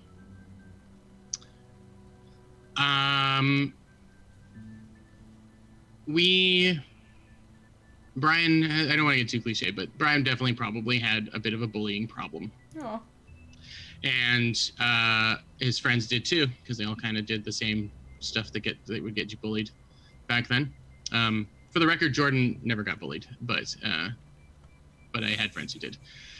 And I'm glad that you shared that with us.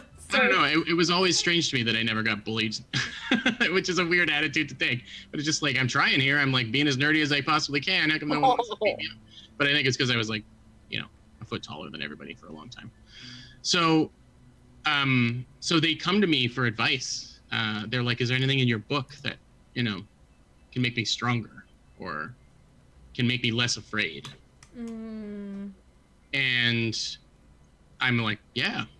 And then I would take them on a walk through the woods and we would gather the things that were needed for it. And I imagine the magic to be very subtle. I don't think it's like they suddenly have muscles or they can transform into animals or anything like that. It's a very much gradual, simple. There's my lady. Simple, gradual kind of bolstering of their spirit. I don't want a bunch of like muscly nerds beating up bullies, but they're, I give them potions and things that can embolden them so that they're not as frightened and things. So how does it help them? Well, the dynamic shifts as we enter into the school year, where there's a little bit of a balance that is maintained. And maybe even we get a couple of the tougher kids on our side because of it. Because I'm weaving a little bit of the magic that was given to Tiffany to embolden her, like a little piece of that. And then the nerdy kids are standing up to the bullies, and the bullies are like, I want to feel confident like this nerd. And they start, so maybe we get a couple of like toughies that come in. We're like wrong side of the track toughies that also come and join us. But yeah, and are we telling them about the lady? Like, are we saying that we are working for her kind of thing? I feel like that would be part of the. People would ask, and we're like, oh, we just found a magic book, and now Rachel can surf on trees, and it's just how it is. Like, or we would be mentioned. Tiff has gotten really, really big, can kick your ass, and also shape Earth. Like, it's I feel like even just from this prompt, the implication is that people know about the lady, at least a version of it. Well, I mean, the last one was that some people saw, right? That's right. That's right. And the ones that stuck around are the ones that asked for help from me. Yeah. I embolden the local nerds to stand up to their bullies. Okay. I like it. Nice and simple. Do you speak to them of her, or do you just show them your book, or do you just make things for them?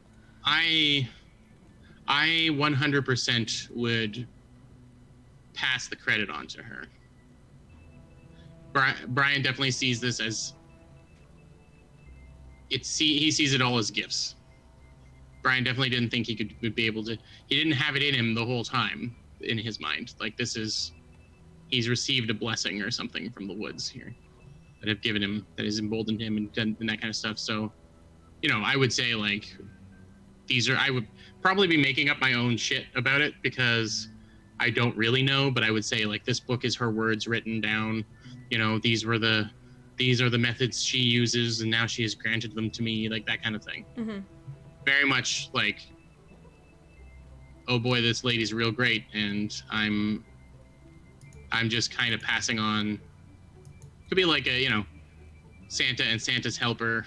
You know what I mean? I see it as I'm just an extension of her. Okay. So I would talk about her probably all the time and too much, and then I would make a bunch of bullshit about her. Yeah, so is Brian the one that, like, talks about her the most publicly, just, like, all the time, like... Yeah, and I can get away with it because You're I'm the youngest?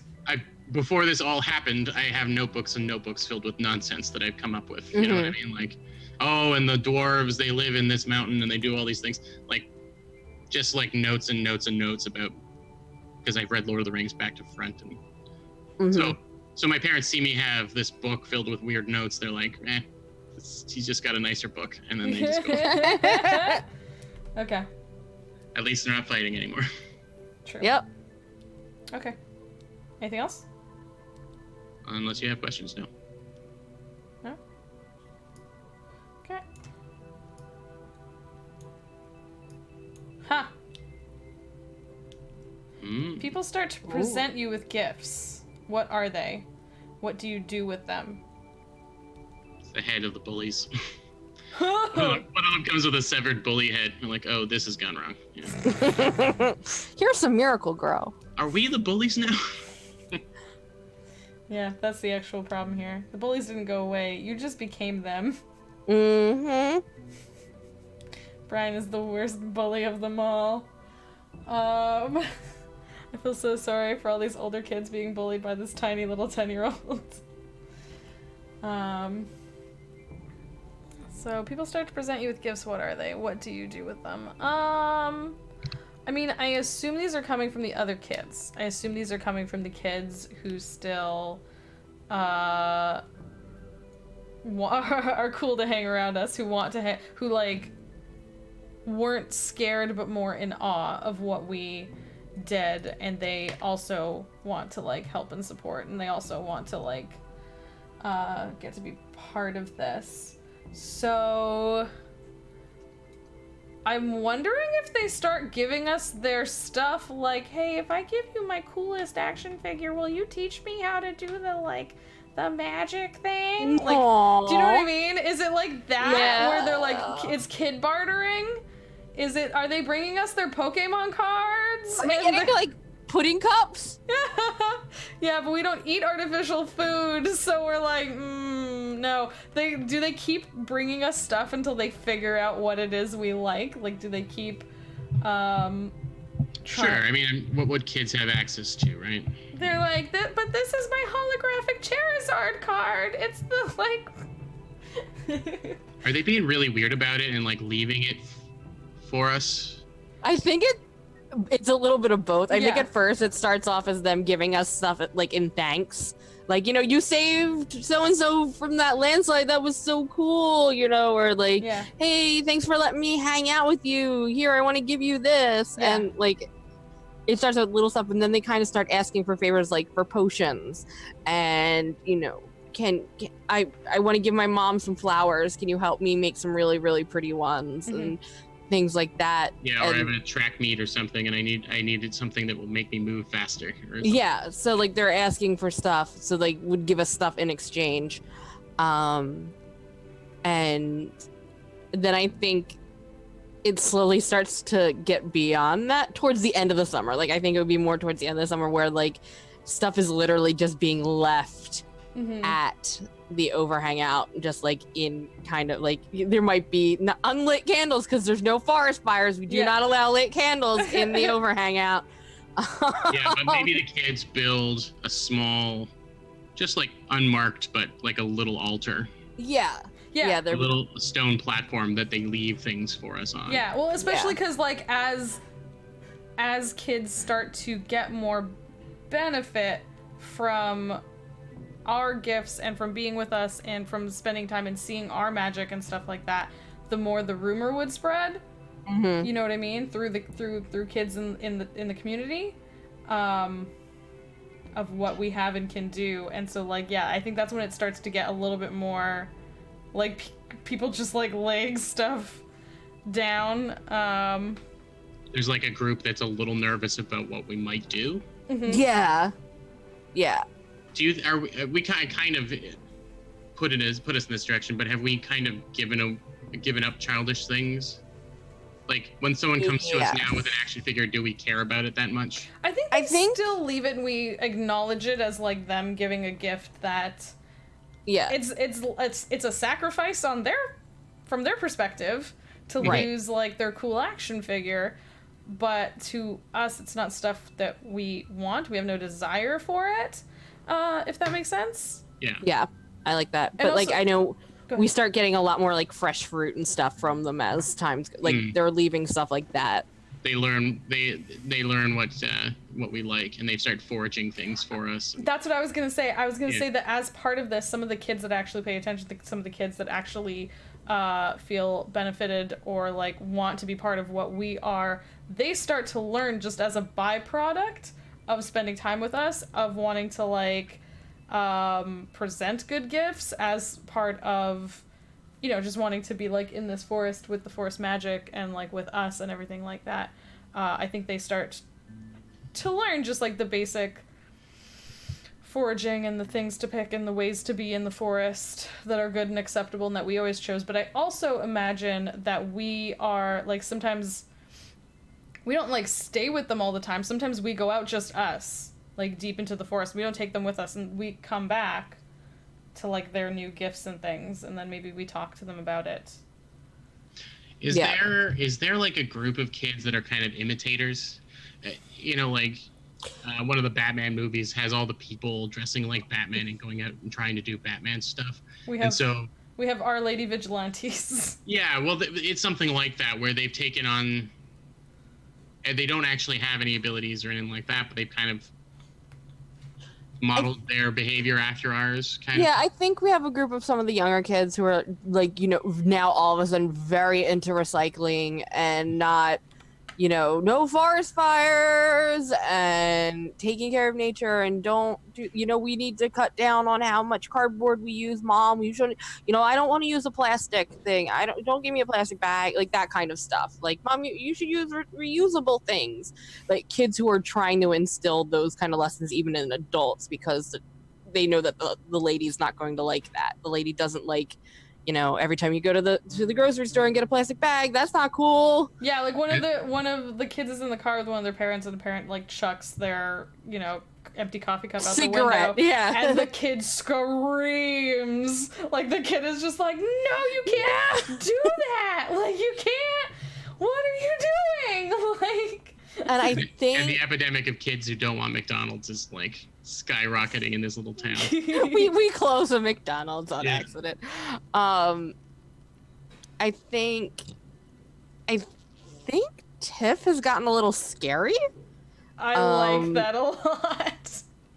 I almost have this. It sounds so weird, but this is the mental image that came to me. Is like the Great Prince in Bambi. How like it's that, like the deer. Mm-hmm. That is kind of just that all-encompassing presence of the forest, of this area they live on. So she kind of like would situate herself on top of the outcropping and just sit up there and be like watching over everything as it happens, and has definitely chased. Brian would have like a little chair built into it beside. It's a little lower and right beside, but where you could lean down, like your kind of long body could lean down to ask me a question, and I would be able to whisper the answer to you without. Yeah. I imagine Tiff is very imposing and like just.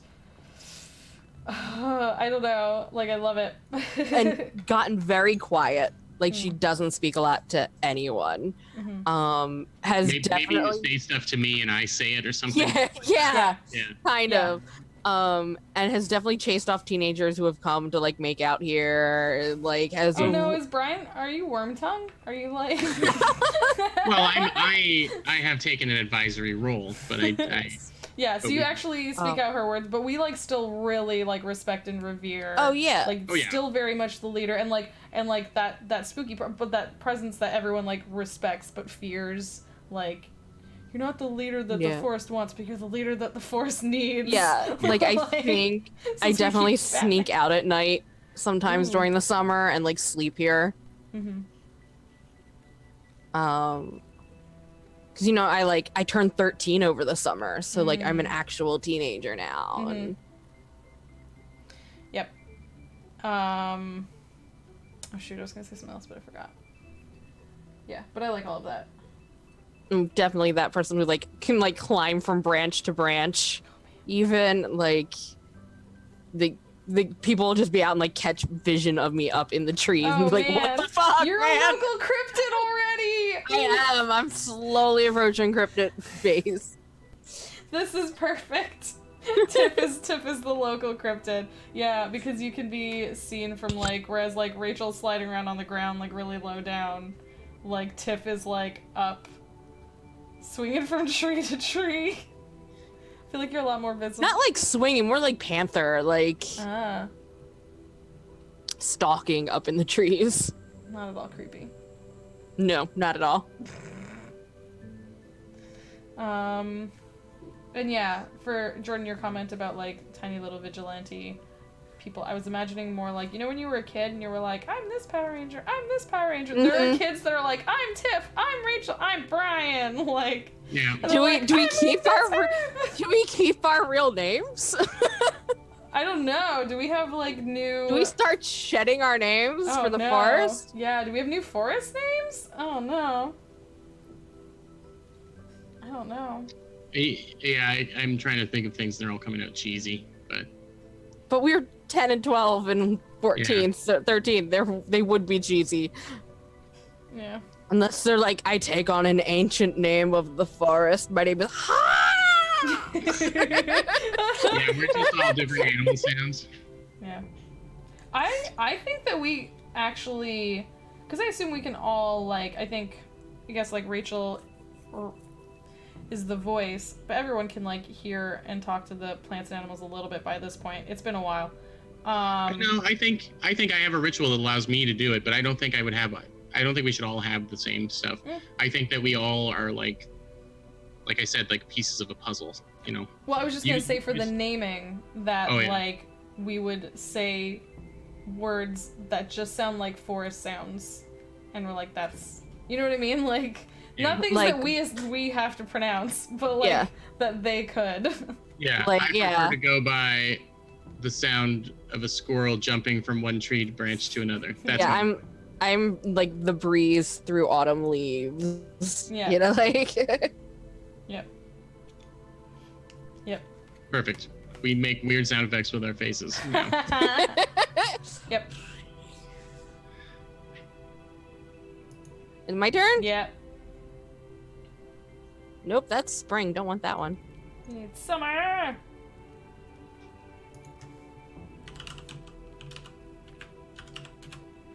Who now believes you? How does this embolden you? Yeah, like, yo, we got like these little kids. Do we have any adults yet? Do we have any, like, no, maybe not adults. Do we have any like I don't know if we have older adults. kids? Or I think we've gotten a couple teenagers. I've definitely spooked the shit out of some of the older kids. I mentioned that we did get a couple of, maybe a bully. Yeah. Maybe one bully changed his ways and kind of can't change their ways, pardon me, and joined us. Um. I don't know, maybe Rachel has like a much older sibling. They're currently home from college for like a set, like they're going right back. Maybe they're taking a year off after high school. Okay. And they've got a car. Ooh. Which is always useful. It is very useful. Unless we want to do something that's bordering the forest, because we can just travel through the forest pretty quick. Yeah. But if we need something further away, then yeah, a car would be useful. So, I think there's some like local environment groups who are kind of getting in. Uh-oh. Oh, There was a blip. You're back. yeah, I'm back. Okay, yeah. So you were saying there's some local... So, yeah, I think there's some like local environment groups who are kind of starting to take an interest in what's going on. Yeah. Because like what would visibly outside of the... Something is happening that would be... Maybe we don't need to define it right now, but there is something visible outside of the forest. The people that like visit the forest, like some plant thought extinct is now back, or some... Could just be expanding. Yeah. Yeah. The forest is somehow expanding. And yeah, there have been, sightings of animals that haven't been there in a long time, and plants that have thought to been extinct, and so like these things that were old are starting to come back. Yeah, and maybe we have our kind of ET moment where there's a couple of scientists or something that have come to check it out.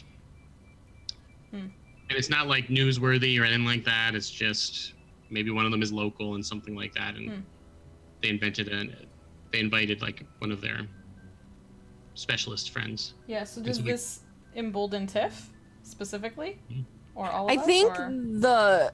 the gathering of the younger kids has helped, and you know, she's starting to become a leader to more of them and to more people, and slowly getting the older kids in has definitely emboldened her.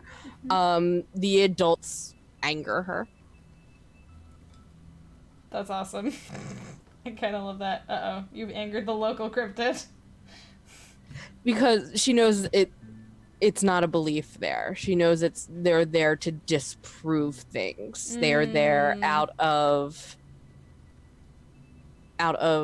not fear, but they're out of disbelief. They're out of, you know, this isn't right, so we're going to fix it. Yeah. And she's afraid that that's going to draw in things she can't fight or can't control. Yeah. So whereas we're doing this all based on like faith and like love of the forest and like they're here doing it for science? Yeah, they're skeptics and Or they're for money. Yeah, like they're skeptics, and there might be people who are coming in to test the soil to see how can we recreate this and market it, and you know, like that kind of thing. Yeah. So she's very distrustful of that. Okay. I like it. Anything else? I think that's good.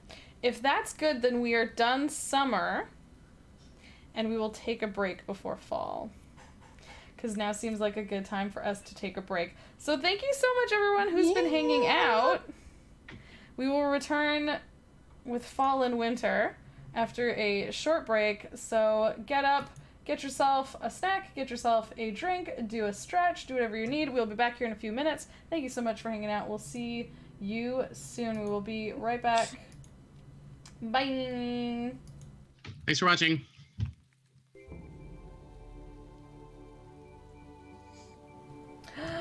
And we're back. Hello, everyone. Hey, everybody. Thanks for hanging out. We're back for round 2 of Our Lady. Let's see what she's up to. She hasn't visited us in the summer-ish. Like, she didn't come up. I think that's really cool. So now we're gonna do fall and winter. And I have to start fall, I've been told, because we're mixing it up. So let me pull the fall season card first. So this is fall. And it's a short one. Fall is the season of change. How will you handle it? With this group, I don't predict well.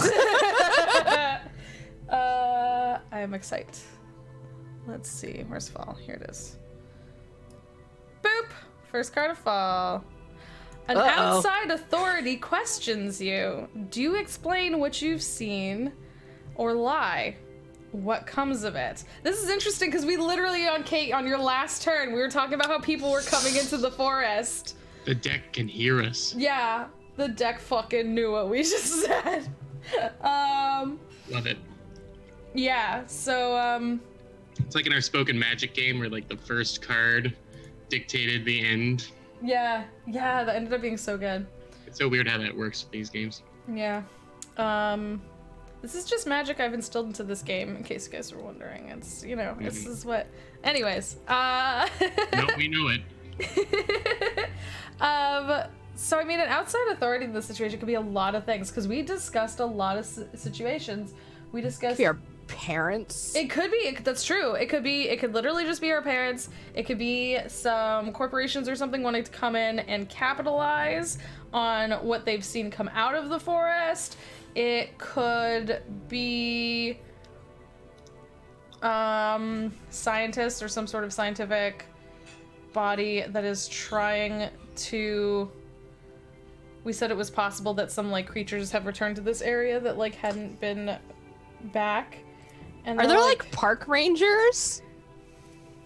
At this point I'm imagining this is a pretty big a pretty big forest. Yeah, Like- and it's not like an official park, like a national park necessarily. Yeah. It's just like the mountainside, forest kind of thing.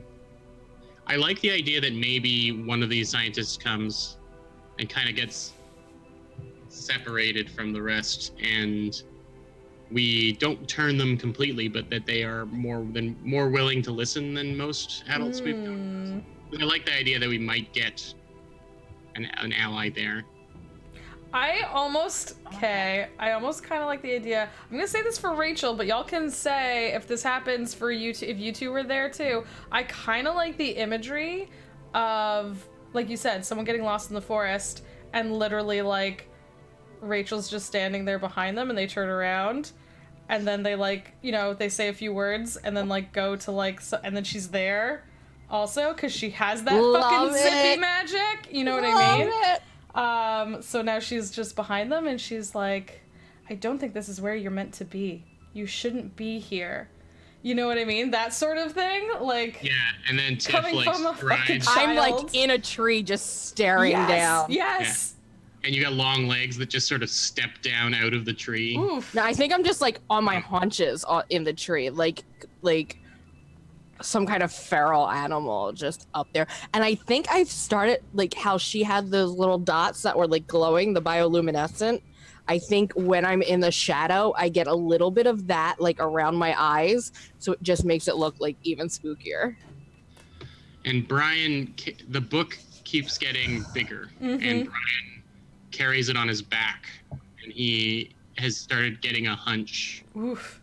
And he walks with a large gnarled staff. Oh my god, a 10-year-old old man, sage. I kind of like the idea that when it becomes, if Brian goes to address the person, that he doesn't even look at them, he's looking down at the book reading something.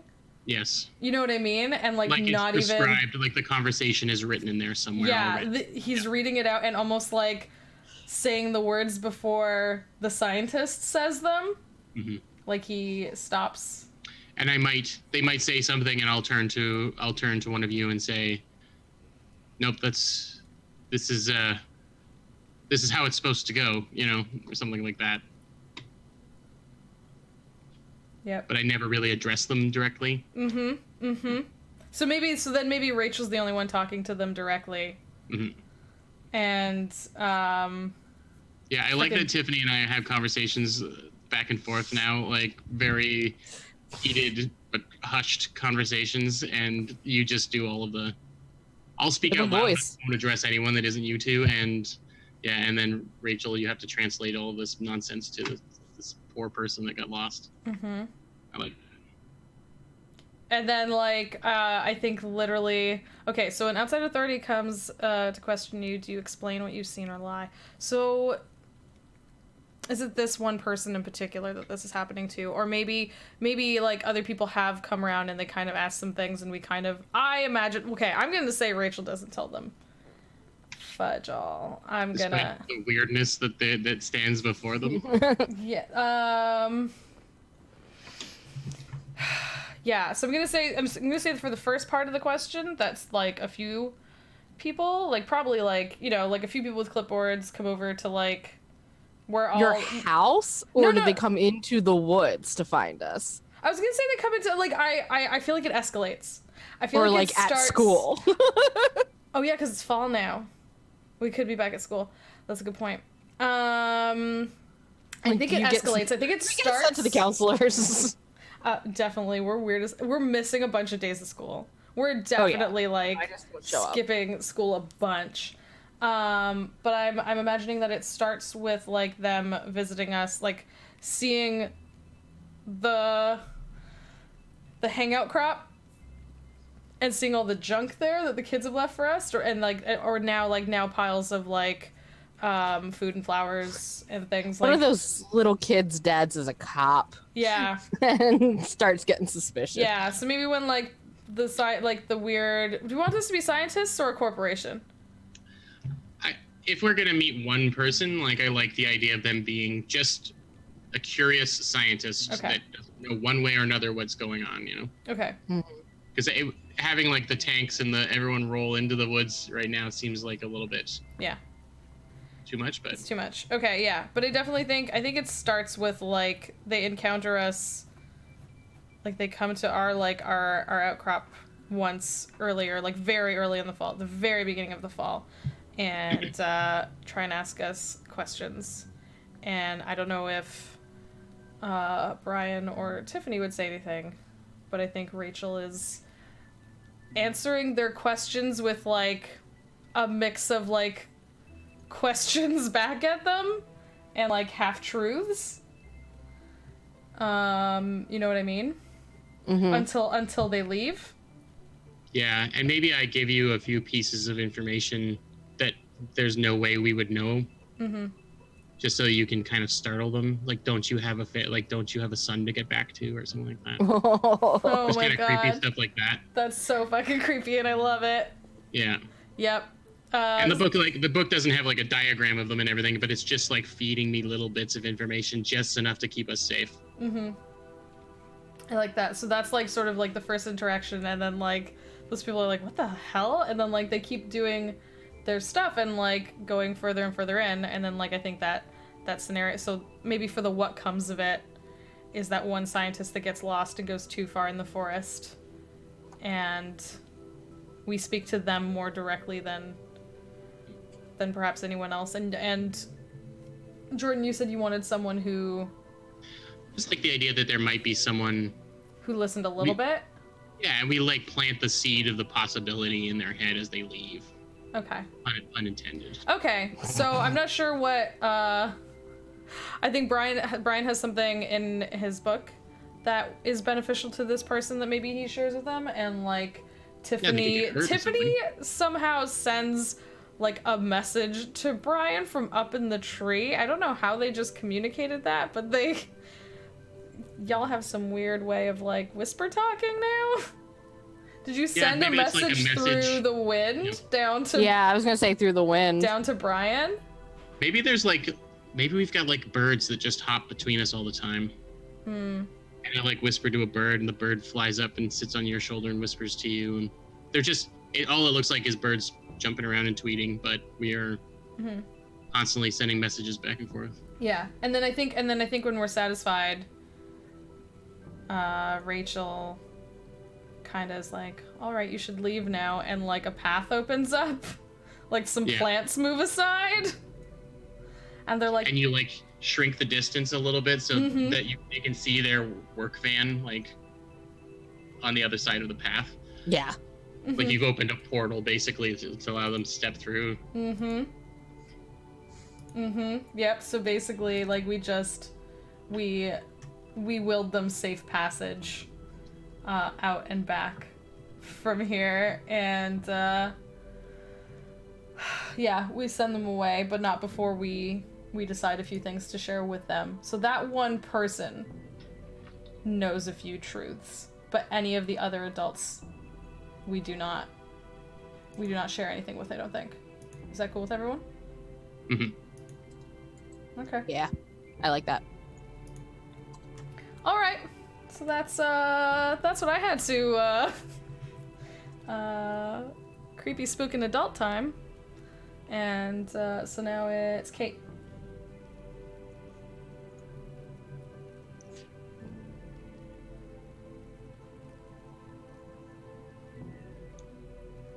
What physical form does your worship take? What do you hate about it? So yeah, I think I've definitely started to change physically. That again, I'm still very young. It's almost like when you see like a younger kid who's like, that kid should play basketball because they just have so much height to them that it looks unnatural. And again, I'm still very tanned from the summer and being out in the woods pretty much every chance I get. Like, I hate being indoors. I hate it. I start pacing. I like growl under my breath. It's very animalistic. Very caged tiger kind of thing going on. when So it comes to has Tiffany become like angrier? not angrier in certain circumstances, again with like the scientists and when she's trapped indoors, but outside when it's just them and the other followers, she is very at peace, very serene, almost has a regal sense to her. And it's very similar to the aura that Our Lady had. Like, it's just this projection of, you can trust me, I'm going to take care of you. That I am here to protect. I'm not here to hurt you, I'm here to protect you, to do what is best for this this part of land. This protect, it's only for the forest and members of the forest? Yes, the forest, members of the forest, and the followers of Our Lady.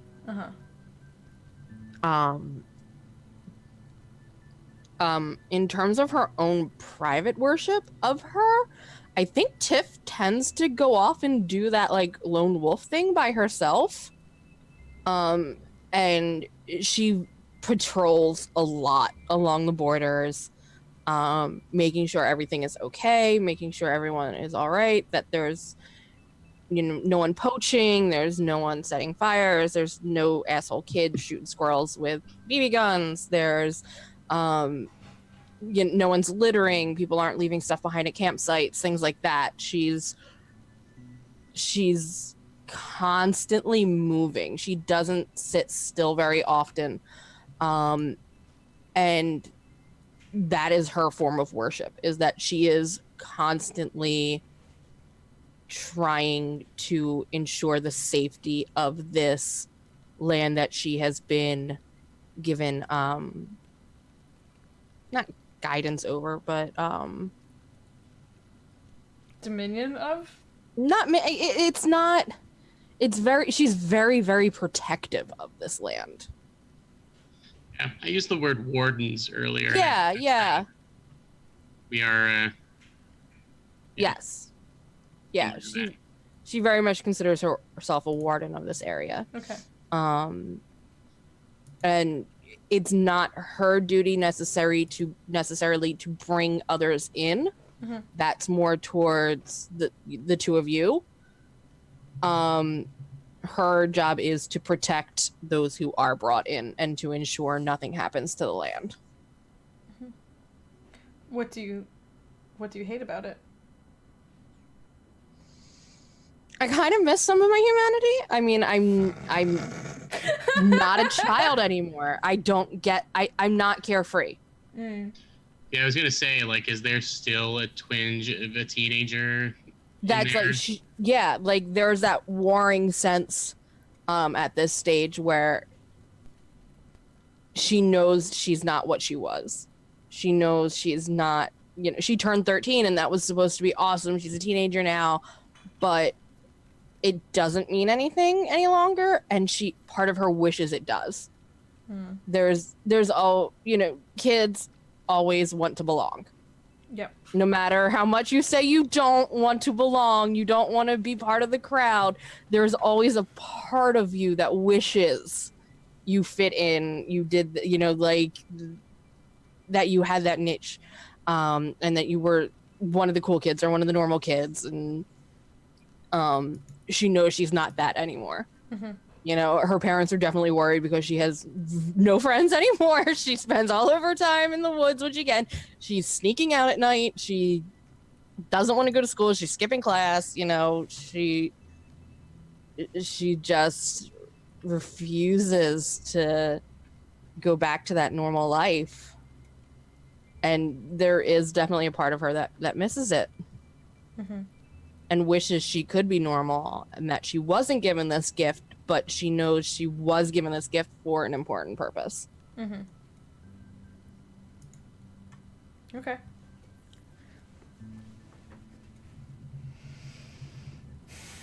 Jordan?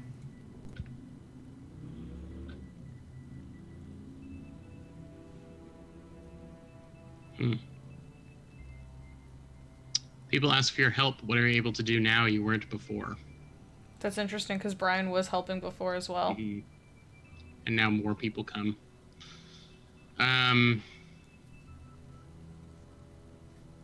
So I think I'm transitioning the least into a forest person. And mostly into just an old man. I carry the burden of the information about what we need to know, and it weathers me more than I look older than 10, but yeah, I still go to class, and it's that kind of thing. So I'm approached by that. I'm approached by that scientist, horticulturist, or whatever they are, separate from you two. Mm-hmm. They catch me on the way home from school or something like that.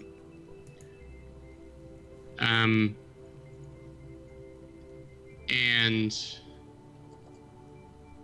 they tell me, and I believe it. I think I'm willing to believe them more than you two, maybe, that they are trying to get everyone to leave. Like, they're trying to reverse this. And they maybe hold up a few, like, books that they found about this type of, books about Fae and woodland, the woodlands, whatever. They're trying to parse the information and what they've seen through their boring, mundane brains, and are convinced that that we're on the level. And what can I do now? The last page of my book is filled in with a ritual that is basically transferable to anyone who's willing to take the time to do it. It's easy to do. It just takes a long time. And what it does is an area of space that is enough for one person to live on. It conjures a woodland. It extends the woodland big enough to make room for that one person. So when they're asking for ways, and maybe this is a mistake, but they're asking for ways to show the people how important what's going on is, I provide them with this.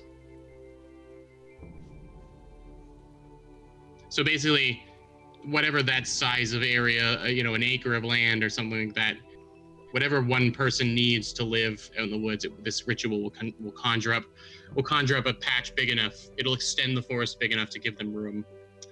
And they ask for something. They ask for some way to show, and I say, well, there's no better way than for you to actually show them what we can do. And I think Brian, in his heart, thinks that this is the best idea, because he wants everyone to come and live in the woods. And so he hands a copy of this ritual to this scientist. He doesn't tell you guys.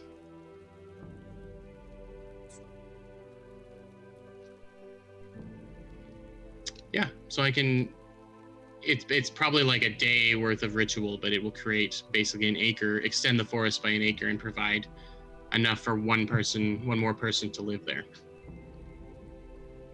And Brian believes that what Our Lady wants is for everyone to live this way.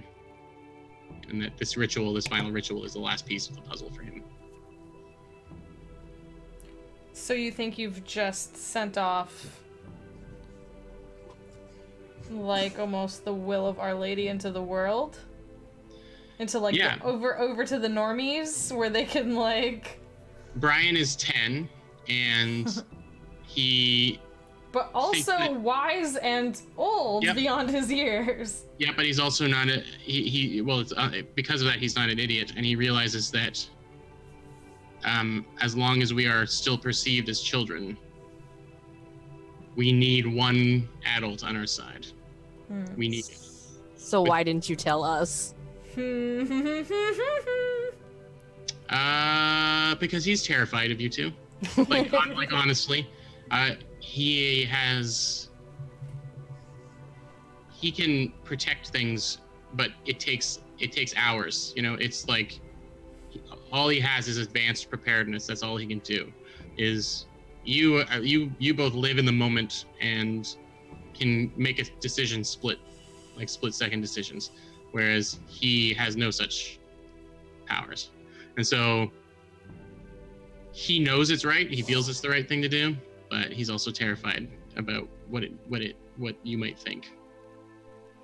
So he doesn't tell you yet. He might tell you, but he doesn't tell you the day of. Okay. And I don't think he shows you the ritual either. Okay. All right. Fine. Yeah. Are we good? It's good. Yeah, any questions? No? Cool. Yeah, Brian the Great Betrayer. Yes. Pulling my full card. Ooh.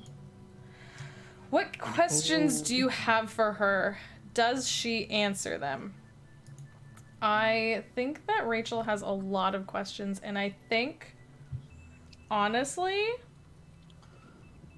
still aside from that one time that Our Lady kind of showed up just for her and like led her to that patch and started her on the path of like her own journey and her own learning, unlike you two, she has not spoken to me very much, if at all past that. So whereas like, you know, she came and like anointed Tiff the leader and like brought that out in her and like did all that other stuff and then like gifted Brian his book and like spoke about that, and like I think I'm the one that she has spoken to the least, and that's why I went from like this, you know, this indoor mall kid who didn't even like necessarily like it outdoors that much to having to being someone who will like lay and listen to the plants for hours and let them talk to me and them speak to me and that sort of stuff. And that was my big change. So I think sometimes that Rachel asks questions, you know, like, what the heck? Like, what are we supposed to do next? Like, things are changing. We, you know, the outside world is trying to force us back there, and all we want to do is stay here, and people are encroaching in the forest, and, like, how do we do any of these stuff? And she's definitely not getting any answers. She's definitely not hearing anything. So have we just not seen her for like a season and a half? I don't think so. But I honestly think the way I have seen it, Rachel's journey was the most... Like, it didn't even involve the lady that much at all. Like, it was literally that one time she led her to that patch, showed her that plant grow in her hand.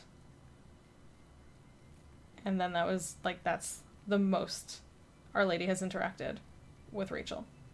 And I think that Rachel is still now trying to talk to her and trying to ask questions and, like, getting nothing.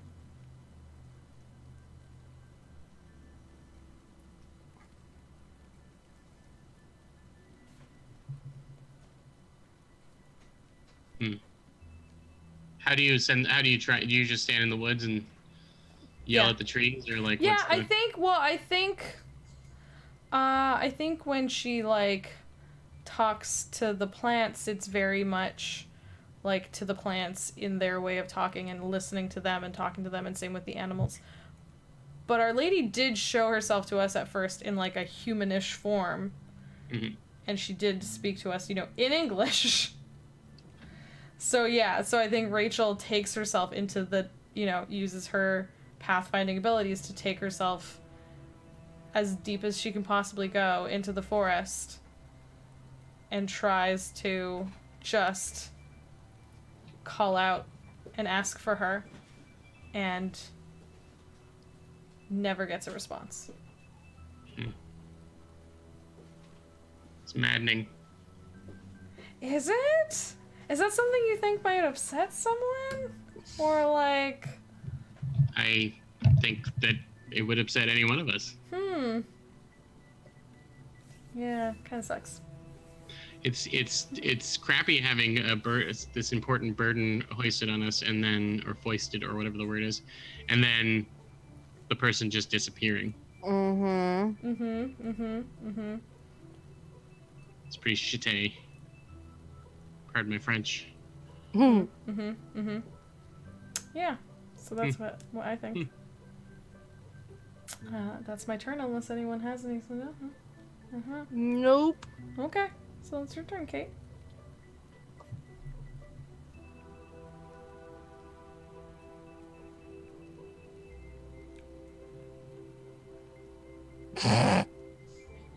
People stop and stare at you in the streets. Is it with admiration or fear? Do you enjoy it? I think it's a little bit of both.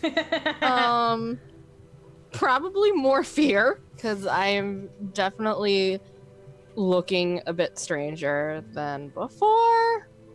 Like growth spurts, not really cutting it as an explanation. Right. Doesn't fully explain it. Like it there's definitely some unnatural proportions to my body now.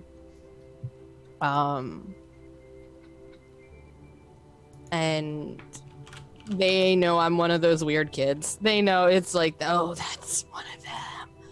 I try not to leave the forest that much, but I mean, mom and dad make me. I probably have to go see a counselor at this point. Like, they're worried, you know, I'm skipping school, and you know, you don't want to be a troublemaker. What's gotten into you and your brother? You used to be such good kids, but you know, all of that fun stuff that hurts. Are your parents? Because our parents would be the people who knew us the best, theoretically. So, like, are they terrified of you? I don't know if they're terrified of me. They're terrified for me. Okay. For both of us, they've seen these physical changes. They think, you know, something's wrong. I'm sure we have seen a bunch of doctors, because they know something's just not right. Why is our son a grandpa now? Yeah. And why is our daughter this weird stick person? I don't know what I am.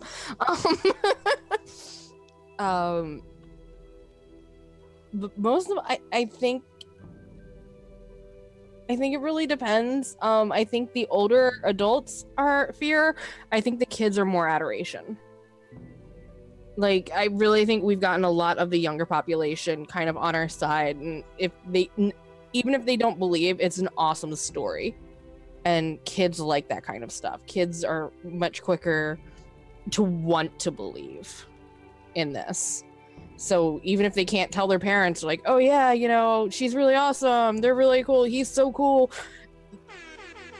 they have an idea of, like, yes, this is true, we want to believe in this, we want this. So I think, again, the younger population, it's mostly an adoration. I don't think I enjoy it. I don't think I enjoy it either way. I'm hesitant. I don't like interacting with people that much anymore. I think I just try to ignore it. If I feel threatened, I would probably react. Probably, again, almost animal, like almost feral, like retracting into myself. But yeah, don't enjoy the attention. Can I just pause us for a second? Of course. Because we got a raid. Welcome in, raiders. Welcome in, everyone from Scraticus Academy. Thank you so much for stopping in. Hey, raiders. how you doing? How was everything where you were? Was it completely normal? I'm pretty sure, Sam, were you running your game? Thanks for stopping in. We are currently playing Our Lady, which is a game I made, believe it or not. Haha, I did a thing. And we are playing it right now, where you play as 3 children who have had a divine visitation, and you play out a year in their lives, and we've played spring, summer, and we are now into fall. Things are getting creepy, and things are getting weird, and we are changing, and might be becoming slightly monstrous? I'm not sure. We seem to have weird magical powers, and we're threatening the adults? But you know, it's going really, really well. How are all of you? Thank you so much for stopping in. Thank you for that pounce. So yeah, feel free to join us, sit down, relax, enjoy, join the chat, do a follow. I said that because I usually say do a pounce, but that sounds much better than do a follow. That sounds a little bit weird. You know, whatever. You do you. But yeah, we play a lot of different TTRPGs and fun stuff here, and also I'm a big fan of Scrat and Sam and all you over there, so I hope you all are having a really good day. Heart your faces. Thanks for stopping in. Cate, did you go away? I was trying to think of if I had any. Yeah, when you were talking about, did she take her headphones? I don't know if she has a wireless headset. No, she does not. Welcome back. Hello. Hi, sorry, phone call. No worries. I was just trying to figure out. Cate, no more. I'm here, I promise. Thanks for the pounce. Yeah, I was trying to figure out, because your parents would have 2 physically changed kids. Like, literally, you've become really, like, big and imposing, and your brother has become a tiny old man.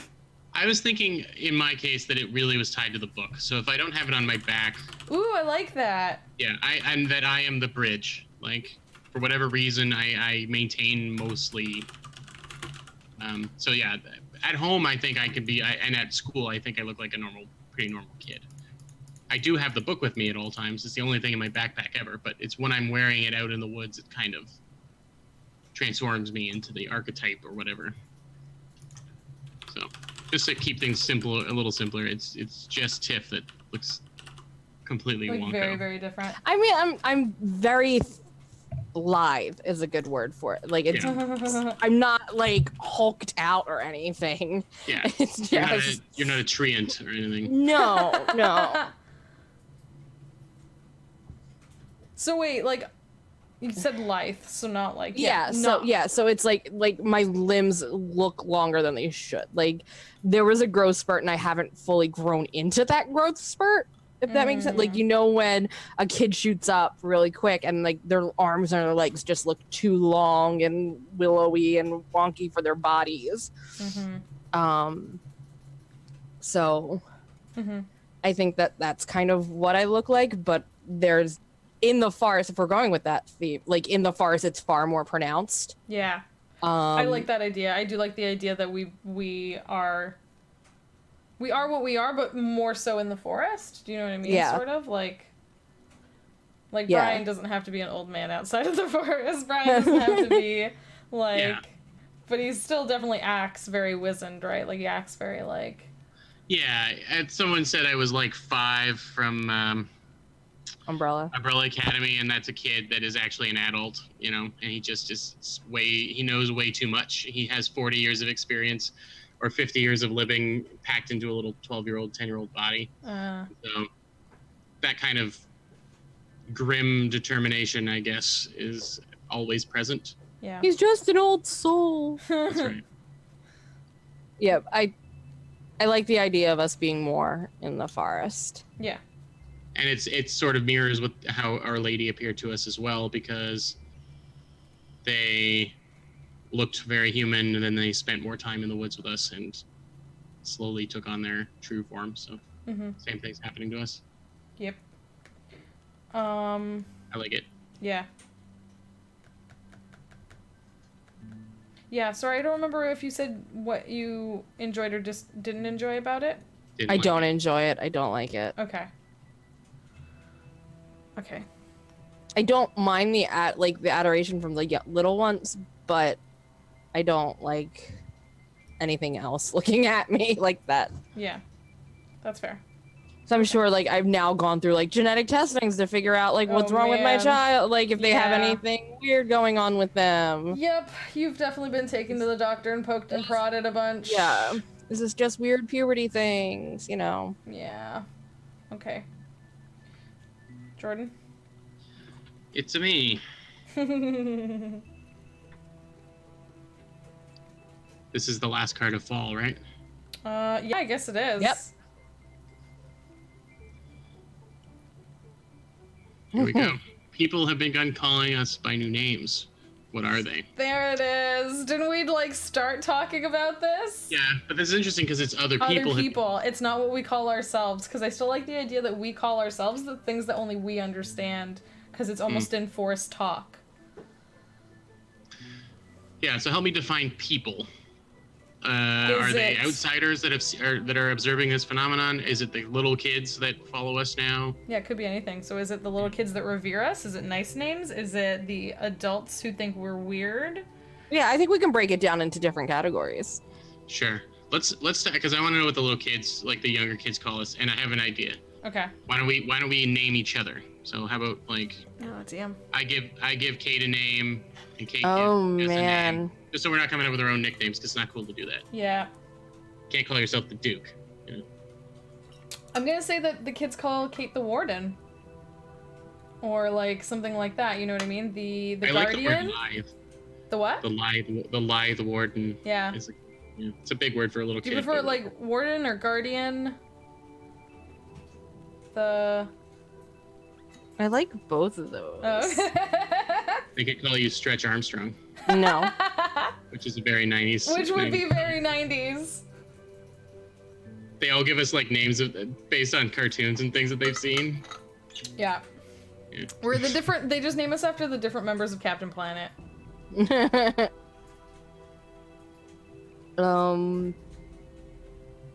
Yeah, no, I like either guardian or protector or warden.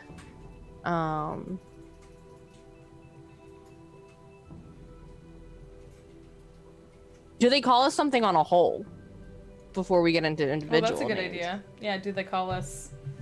Yeah, because we could all be the wardens or something like that. Yeah. Yeah. Is it like the Forest Trio because it's kids and they can't come up with anything better than Like, that, or like Children of the forest. Yeah, you know, like literally, like yeah, The Forest 3. yeah, The something like that. even just the 3. It's kind of interesting. forest freaks. Mm. That's what the mean people That's call what the us. mean people call Yeah, us. that's what the first headline in the newspaper is. Yeah. The Forest Freaks. Yeah. Yeah. It's not really good journalism, but It's really What is mean. anymore? If you're a journalist, Or- don't call kids free. That's rude. yeah, unless it's a tabloid. Yeah. And Yeah. It's God, definitely. we're the National Enquirer. It's- oh. It's definitely There's the pose of you with your long the arms. local crypto on Local there. cryptid. Like, the local cryptid Bigfoot news. spotted. like the Bigfoot photo, yeah. Yep. Yep. Except it's Stretch Armstrong. It's Stretch Armstrong. You can't get over this, huh? Did you ever cut one of those open? Did everyone ever get damaged? No. It's got some weird shit inside of it, I gotta say. It's not. You should find a YouTube video where they cut open a Stretch Armstrong. It's unbelievable what they let kids have. There's like a gelatinous cube in it, basically. It's like an ooze that Oh. leaks out everywhere. No thanks. Ew. I like that they would call us the Wardens. I think that's a good name for the trio of us. Okay. from the I think kids. I think the Wardens. kids also would be a little elevated, you know, like we were, you know. When they start involving themselves in things, they'd start seeing things in a more Yeah. like, yeah. They may not understand why they call us the Wardens, but that's what they call us. Okay. Right. So the tabloids, the people who don't like us, call us the Forest Freaks, and the people that do call us the Wardens. Yeah. Is that good enough, or? Yeah. We don't want individual We names. can do. Yeah. I mean, that was good enough for the group names. That's what I was saying. Like, do we want to do? We can do individual names. So then Cate, you have to be like somebody. Call me Mufasa. Nah. Yeah, you're always on the rock. I'm always up on that rock. No. No. Every once in a while, you dangle a second grader off of it.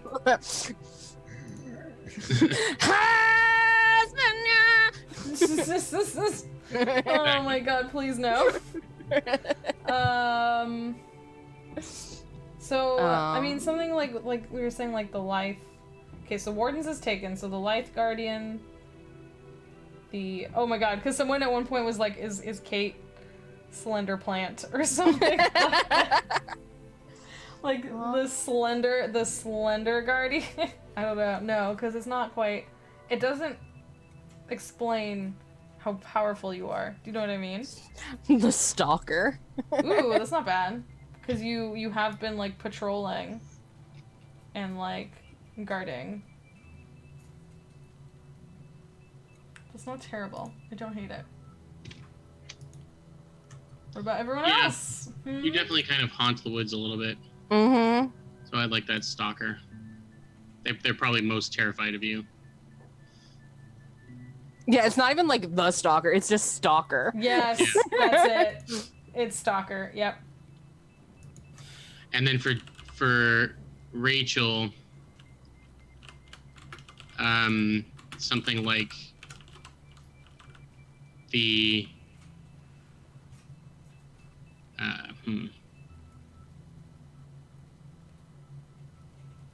like the Forest Rider or something like that. Since you can travel big distances. Mm-hmm.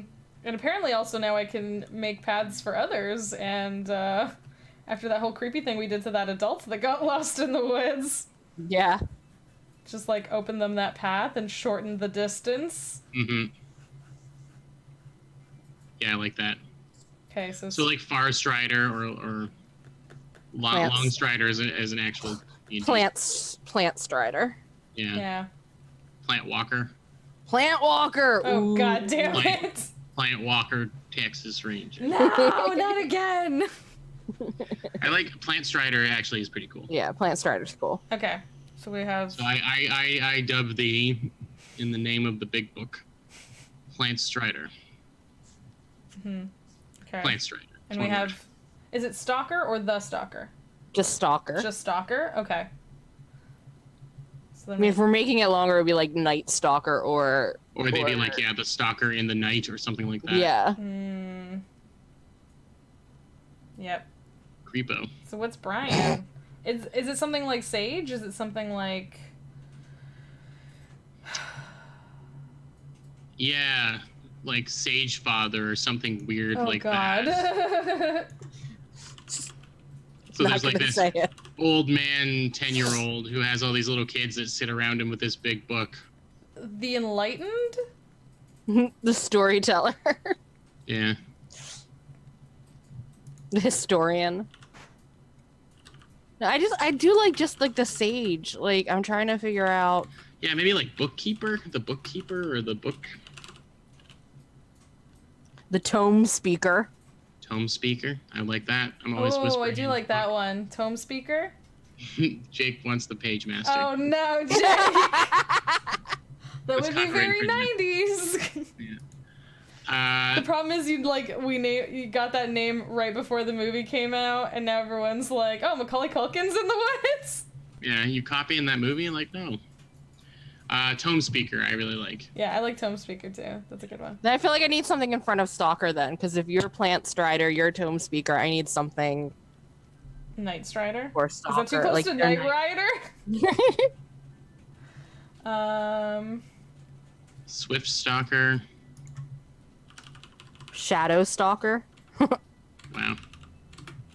Darker and darker. I like Shadow Stalker.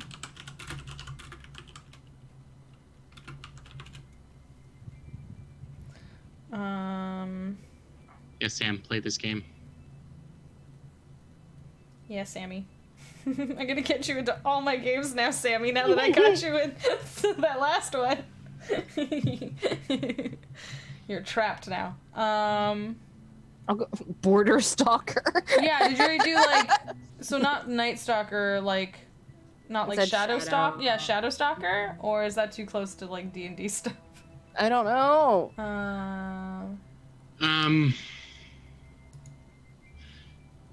How about like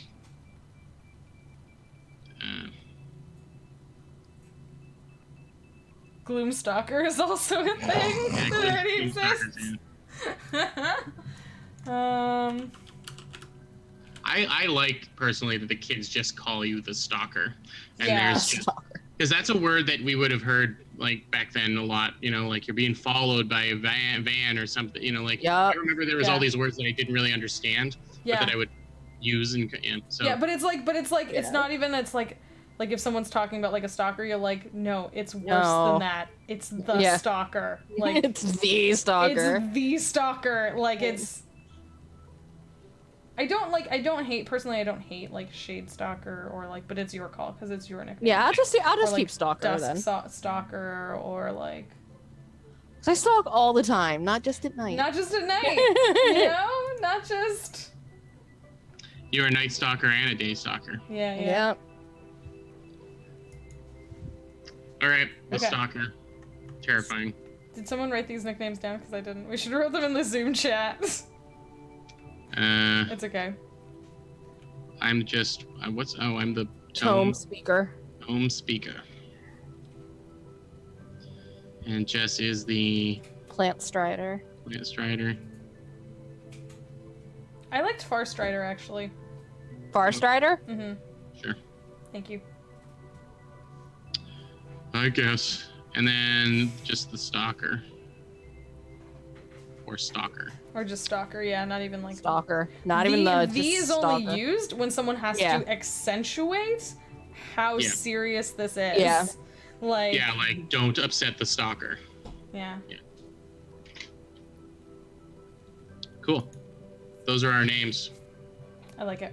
Oh, and then we're the forest freaks. The wardens. Get our forest freaks out. Get these forest freaks out of the forest. Yep. We need to put up a parking lot. Sweet, that was the last card of fall, wasn't it? So we have to go to winter now. Okay. Season cards. Wait, Jordan, have you read one of these yet? Do you want to read the winter? I just read fall. Hey. It should be Cate again because she was the first one to go first. Just read fall. I read fall, ding dong. I read spring and fall. How did that happen? Because you weren't paying attention. You just didn't do it. Read winter. Okay, sorry. It's the longest one. Good. Have fun. Because it has instructions. Oh, sorry, this thing. Okay. Yeah. Winter is when Our Lady said she would return and deliver her final miracle. The game ends as soon as someone draws the She Has Returned card. If it is not drawn after everyone has had their turns, you must make a decision. In your story, does she return or not? Yeah, so it's possible she could return immediately or not at all. I'm going to reshuffle the winter deck just for fun. Yeah, put that back in. No, that's the sorry. seasons. I'm gonna... No, I took one out and I've already... did? No, he took one out because he misunderstood. I misunderstood. You take this one back and shuffle it back in. Because I don't want to look at it right now. I don't know if I can... Oh, wait, I can recall it. Yes, I can do that. Recall. There. Okay, so I'm shuffling. Okay. Shuffling the deck, and then I'm first for winter? No, Cate, you're first no, for winter. I am. You're first for winter! Yay! If it ends immediately, it's not my fault. I mean, go ahead. Oh, nice. Her return is drawing near, but her final miracle hasn't happened yet. Do you still believe?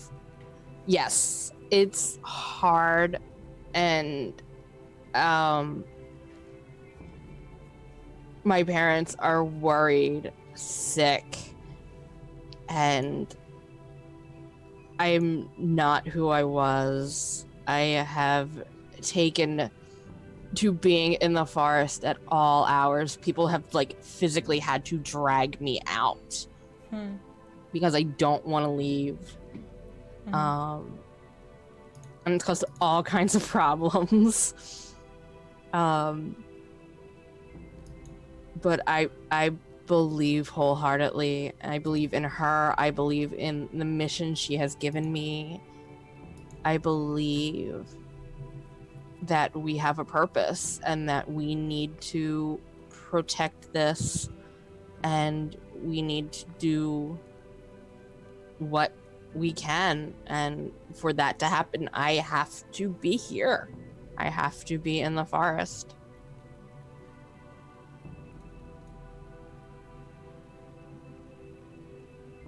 What are we eating and stuff right now in the woods if it's winter time? They're still like. I think like the younglings, as I'm calling them now, because that's just what it is, are bringing us food. Like they're bringing us fresh produce, they're bringing us meats, they're bringing us what they can, because they know we refuse, or at least I refuse to leave. Are we eating small animals and stuff now? I'm definitely not. I speak to them. Right. I probably am on instances where I'm alone. Mm-hmm. Also, you're big and you need more protein. Right. We could also have stopped eating. Like while we're in the woods, we don't need to. We could get like hibernating ourselves. Are we getting tired? Are we like resting a lot in the forest? Are we like? I refuse to rest because my job is to watch and protect, and if I'm sleeping, I can't do that. Mm-hmm. So I don't think I sleep anymore. I think I'm the exact opposite. I don't sleep. Oof. But yeah, I kind of like the idea that we maybe filled up the overhang out with things to keep us warm. Yeah. Like we are animals settling down for that. Yeah. Well, I mean, there would be like roots and tubers and. So I wonder if our forest is still in bloom. Ooh, at least some of it. Like the parts closest to the outcropping. Yeah, or at least, like a special clearing that we keep and watch over. It still... looks like it's spring and summer. Yeah. Like it's just in full bloom. There is this spot that is infused with the magic. I like that. Yeah. Maybe it's a ritual that I've got. Cool. So you do still believe Tiff because this is all you got left. It's all I am. It's effectively ruined your entire life, so... It has. If there's no payoff, there's... But I don't know if I'm even recognizing that anymore. Right. Like, I don't think I have that sadness and longing I had before to be that normal kid. I think I'm just completely gone to this now.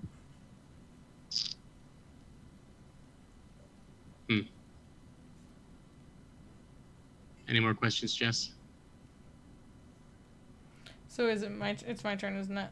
No, it's me, I think. Is it? Okay, yeah, good. Brian. Thank goodness.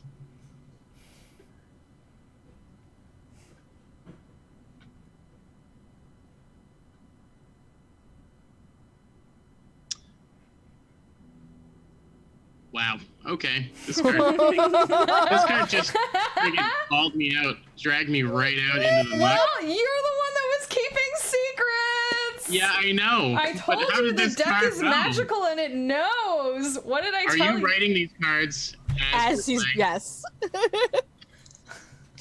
She's secretly shuffling things to the top of the deck and the cards know. Listen.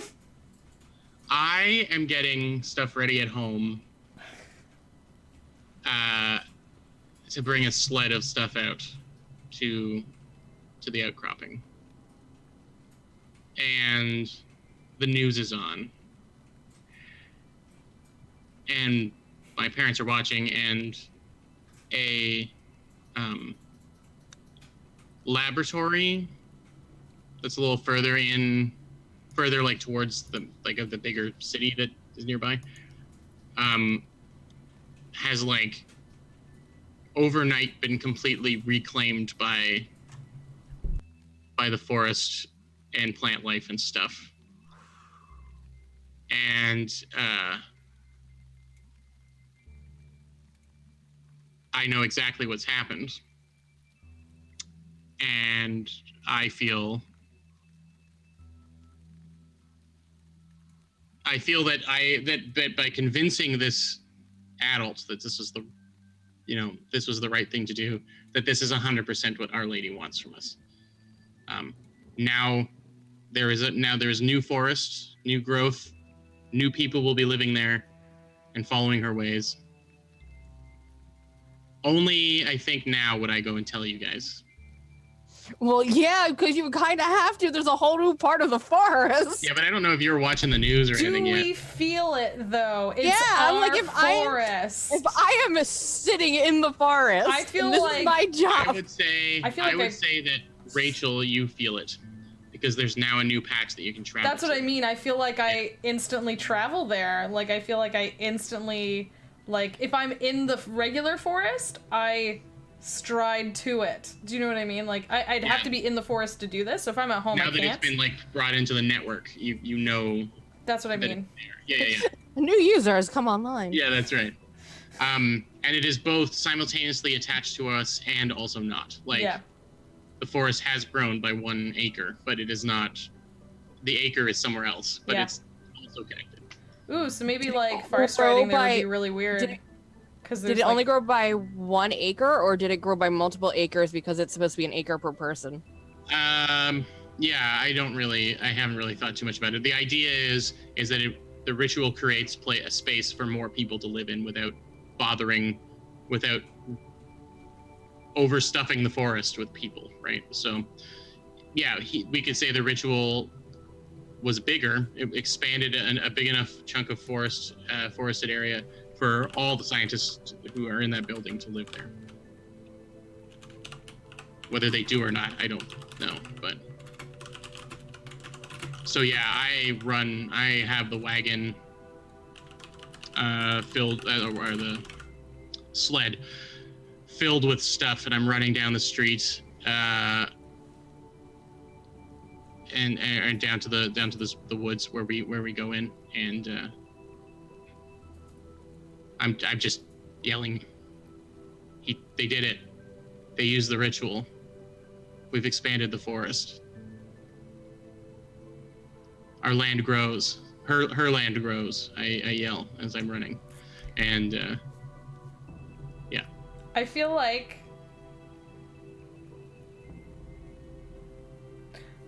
because I feel like a lot of us don't leave the forest too much. I don't know. I think Rachel was there, did feel it, has already teleported there, and as you're running and shouting this, Rachel appears in front of you. As I'm a few steps into the woods, yeah. Yeah, and is like, what did you do? This doesn't feel... She gave me one last ritual. The book hasn't expanded in months, but she gave me one last ritual, and I handed it to someone who I thought we could trust, and they used it. The woodland grows. Not in a welcoming place. It replaced it. It's the people that were following us are gone, or they have no place to work, and now... are you saying this laboratory disappeared? Or is it just overgrown right now? It's like a 1,000 years of... Yeah, it's like it took back over. Like you made that awesome looking reclaimed. Yeah. So there's ruins. It's all in ruins now, and it's unusable. It's as though people disappeared and this just got overgrown. So the laboratory isn't there anymore in any effective way. But were there people? You said there were people inside it. Mm-hmm. And you would have seen them, I guess, when you... So what happened to the people? I know. I'm asking you, what happened to the people? I think there's a bunch of scientists in lab coats that are wandering the woods now. And is there literally just a patch there, or is it attached? Do you know what I mean? Is there when I teleported there, I teleported out and into another place, and I had to come back. So no, yes, this laboratory is somewhere else. Yeah. It's far away. Yeah. So the forest that popped up, if someone was looking from an airplane, they would see 2 patches. Yeah. But to us, it's all the same. It's connected. Yeah. No, we can all definitely get there. We can all... Yeah. Rachel, it's fine. It's great. It doesn't feel fine. An adult believes us. And I know I look old and I act like I know everything, but we need someone like that on our side. if we're going to finish this. Whatever it is. They have never brought good things here before, and I don't think they will now. I don't think they'll bring anything here now. Hopefully they'll find... We need to go talk to them. And as I'm walking past you into the woods, I'm strapping the book onto my back, and my hunch comes back, and I have like a mossy beard that's growing, and then I pull out the staff, and we're like, take me to them. No, she leaves. Well, then I'll walk there myself. I just start to hunch off into the woods. I think as you start walking towards that evergreen patch, you just hear a snap of like a branch falling, and then another one coming closer and closer to you. And Tiff drops out of the canopy, and she's almost werewolf-like, I think, in form when this is going on. Her back is not hunched, but it's more cat-like or wolf-like in that form, and there's almost fur that's like bristling off of her skin, and you can't tell if it's fur or if it's foliage or or bark, but she definitely has this growth coming off of her shoulders and up her arms, and she just stares at you, and her pupils are just slitted, and she just towers over you and is sorry, this is me? Yes. It's towering over you and just looks down at you like, what has happened? A bird lands on my shoulder. I whisper something to it. It flits over to your shoulder, and it says, "Have I not guided you well so far?"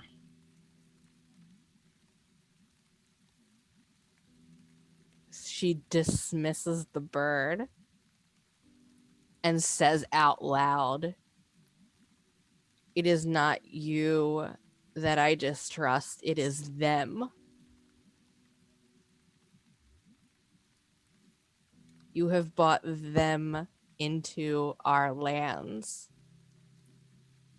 and given them a place among our..."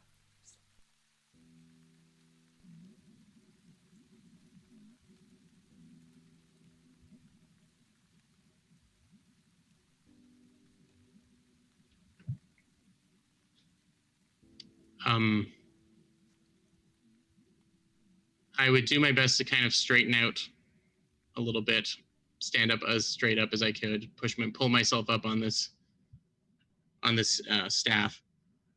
I say, Our Lady didn't give us the woods so that we might keep them only for ourselves. She wants the woods to belong to everyone and everyone to belong to the woods. I'm going to go talk to them now. I get my book backpack, hoist it up, pull my cloak of leaves around me, wrap them around me to protect myself against the winter, and start trudging in the snow. You can stalk me if you like, or you can stay behind. But I'm going. They will not listen to you. They have not listened to us. You have the trust of one and foisted it upon others. They will not listen. We listened to the lady, to Our Lady, and so I will pass the word on. Whatever may be, may be. And that was a bird that flew back and landed on your shoulder one last time, because I'm moving pretty fast. I'm maybe incanting something from the book to help me kind of get a little further along. You just hear this howl echo through the woods. And that's it for me, I think. I like how in this last one we've like moved so naturally into RPing this. This was like a tension that I set up, which the game just suddenly forced us to Gave resolve. you, yeah. Yeah. Which is awesome. Okay. My turn? My pull?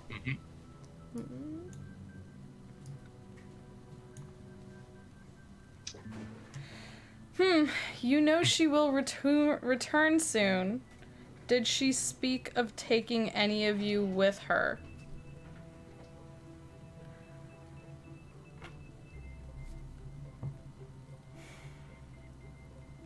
I know she's supposed to return soon. I know, like...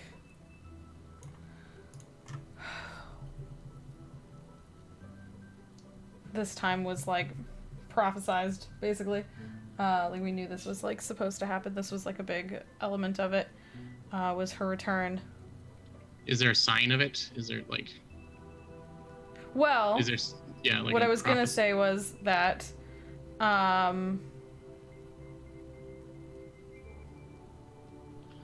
don't know if we got details of exactly what it was gonna look like. I don't know if we got that sort of stuff.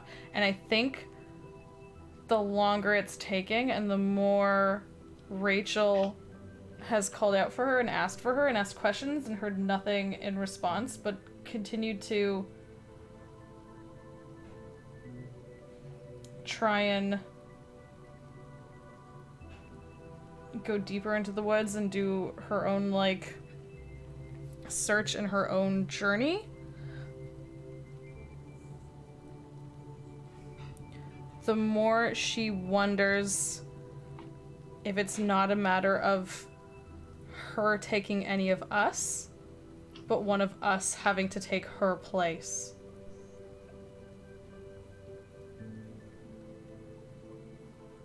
And I think Rachel's been feeling that, like, the longer it's taking for her to return, the longer it's taking for a sign, the longer she doesn't hear a response, the more Rachel wonders if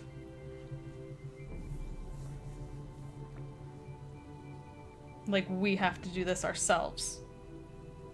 She wonders if she has to do it. She's wondered if the other two have to do it, but like, and she's wondered once again. I don't think Our Lady spoke of taking any of us, but I think Rachel has definitely questioned and debated that if she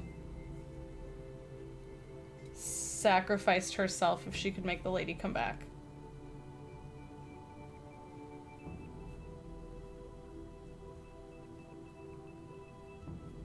And if that was even the answer at all.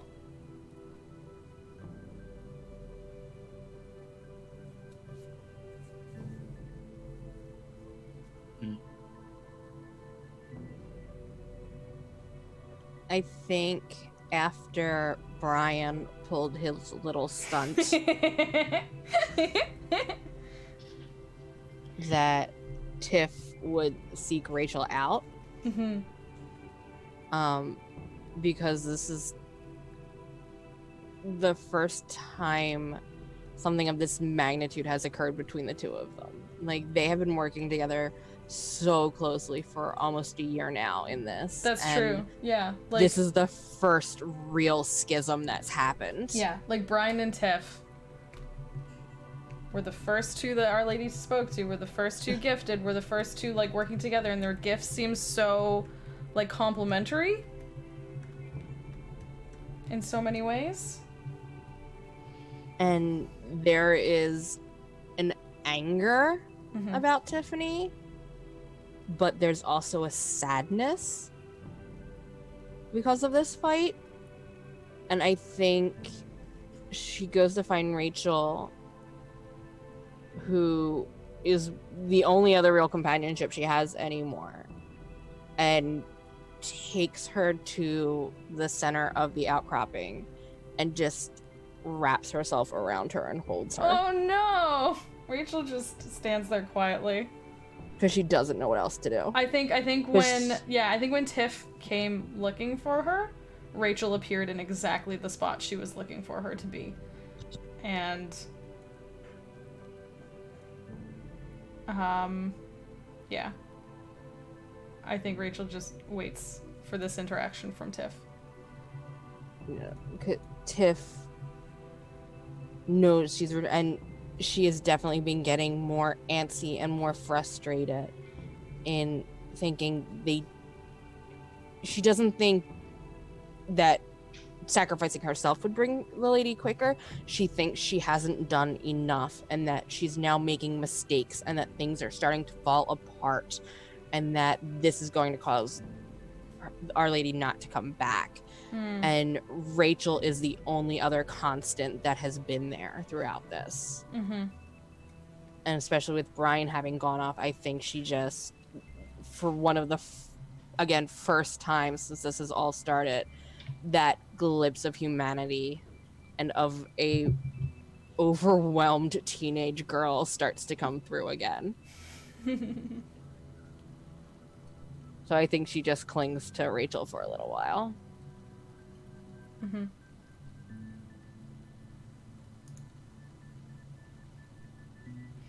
Is there anything else? Or, Kate, do you want to pull your card and see what happens next? I'm so nervous! See what this game drags us for next. Hey! This is my last card.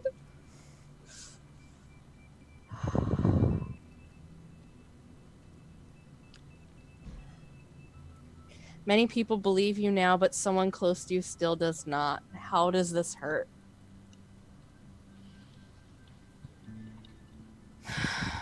Is the many new people all the people in the lab that just got... or... They're not close to me. Yeah. Well, no, but it's them. many people believe you now. But someone close to you still does not. Right. So it could be anyone.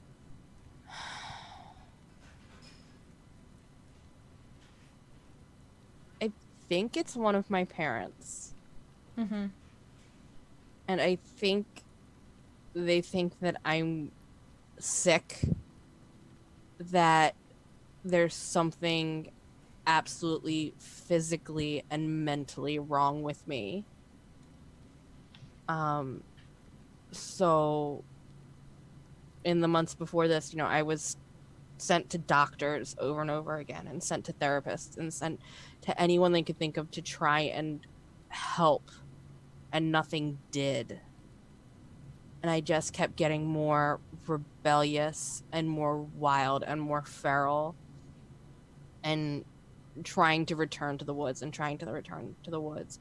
And they just didn't know what to do, to the point of them not giving up, but having to let go a little bit. And it hurts not only that they don't believe me, it hurts that I don't consider myself their daughter anymore. Because of what I am now. Is there a particular moment of this where you feel like absolutely separated from them, or is this just a gradual thing and you I think that it's a gradual thing, but I think it also comes to a point where after times again and again of being dragged out of the woods, that it comes to a point where it's just that parent coming and I'm up in a tree just staring down at them and them asking me to come back to the house because it's 2:00 in the morning and you need to be in bed and you can't keep doing this. I'm worried about you, blah, blah, blah. And my not responding to them and them literally just turning around and walking away because they don't know what else to do. Yeah. Have you ever been a danger to them? Oh. I think there have been moments where I felt myself starting to slip, especially being trapped in the house, like if there was a horrible storm or something happened where we couldn't go outside, and that instinct was starting to rise within me. But I think for the most part, I was able to hold it back because they are who they are. But that's also why I didn't want to be in the house anymore, because I didn't want myself to get to that level where I could be a threat to anyone.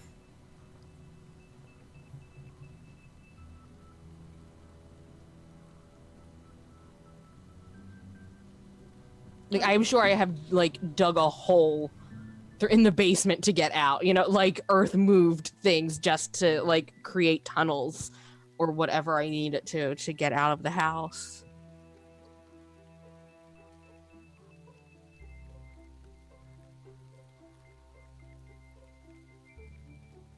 Yeah. Why did this lady do this to us? Oh wait, you mean in the game? Okay, not like. Yeah, I wasn't talking about you, Jess, but.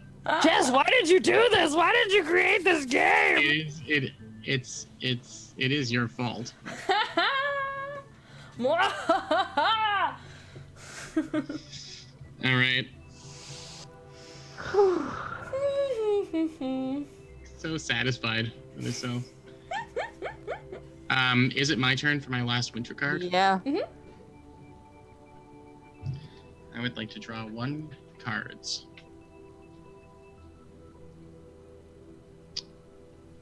Oh, if she doesn't show up, I'm gonna be so... I swear to God. I swear to God, lady. We're so It's like close. physically We're nerve-wracking. So close. Oh, Jesus. Ooh, does Be a this? secret that she did not tell the others. What was it? I had a thought, but I don't want to like. Oh wait. I know, I have a thought too, and I'm Do you trying want to send it to me? Send your thoughts in the chat. privately or to everyone. It's up to you how you want to do it.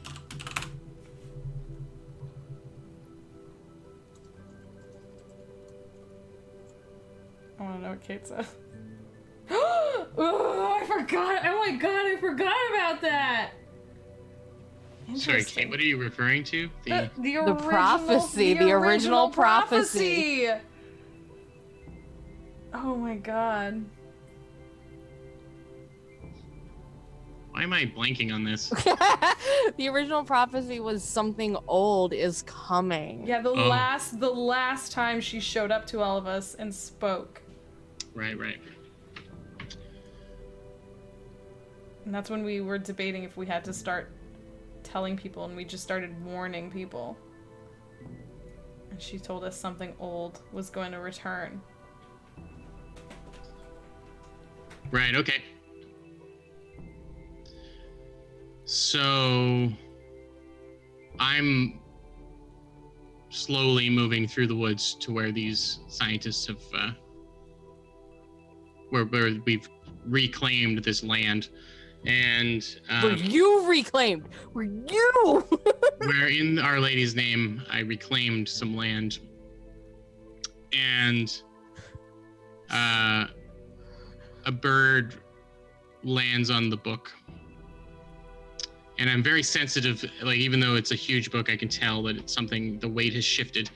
And I stop and I drop it into the snow, and I open it up, and there's another page. And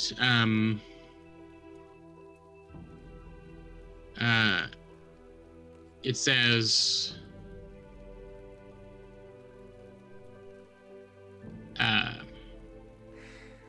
she will replace me.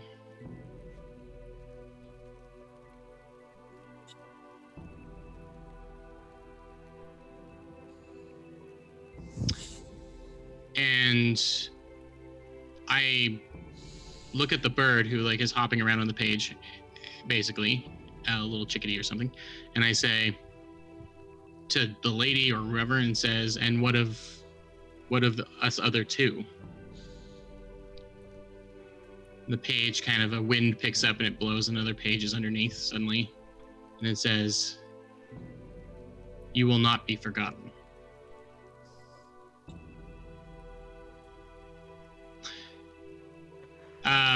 Seeing as I have most of my little kidness still, sort of, I close the book really quickly and I swat the bird away and I close it up and I put it on my back and I start moving double time towards where I'm going. but there's like hot tears down the side of my face because it wasn't threatening, and somewhere in the back of my mind I knew that this was what's going to happen, but I'm terrified because I'm 10 years old. This is too much. Everything is so heavy, literally and figuratively. But I dig my walking staff into the ground, and I continue my way because I'm convinced that it's worth it. It'll be worth it if I can just talk to them. They'll understand. We understood, and so will they.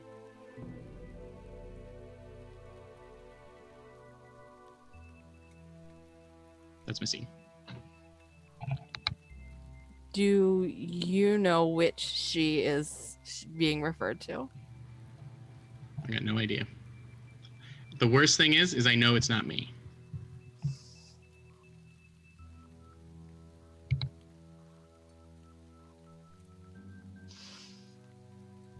I'm just passing that forward to whoever wants to resolve that or not. I'm like legit crying.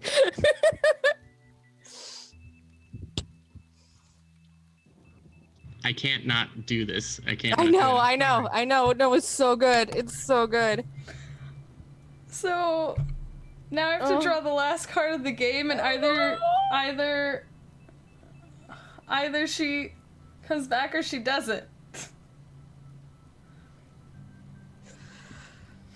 I think her returning it has something. Has actually nothing to do with it anymore. Yeah, no. I was gonna say the same. If I pull that card, I feel like it seals a deal. Like, I feel like, I don't know. I almost don't want to watch. Okay, close your eyes. I'm pulling I know, it. like that's not gonna help. Okay, I'm pulling it. No. Didn't we already get that one? It has a different question. It's a different one. Oh. I'm sorry. I don't like your game, Jess. I'm so pleased right now, though. Can I just say? Oh my god. Okay. You know she will return soon. Are you afraid?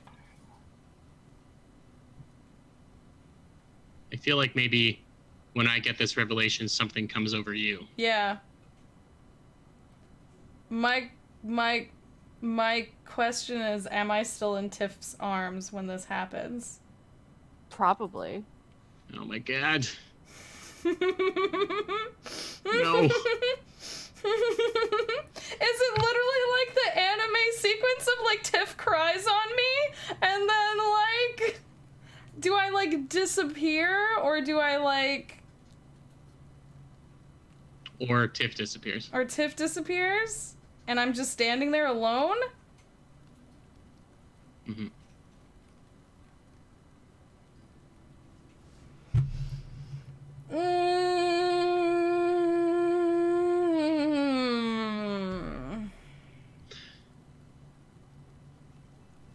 So yeah, the she returning is one of you taking over for her. Mm-hmm. So the fact that she did not return in our game. We pulled all of our cards and she did not return because it wasn't a return, it was a transition.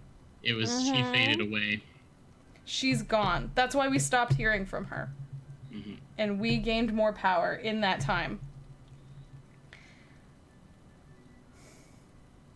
And it was never going to be Brian. It was always going to be Tiff or Rachel.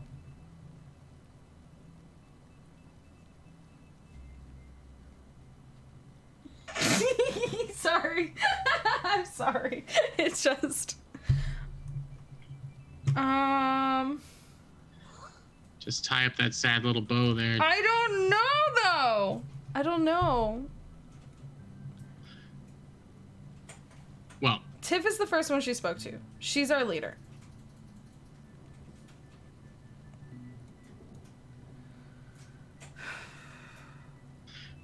I do believe that like Rachel went on a bit of a different journey. So I don't know. Roll a d2. People are saying to just like flip a coin. I think you just make the choice. I think you got it in you to do it. I don't.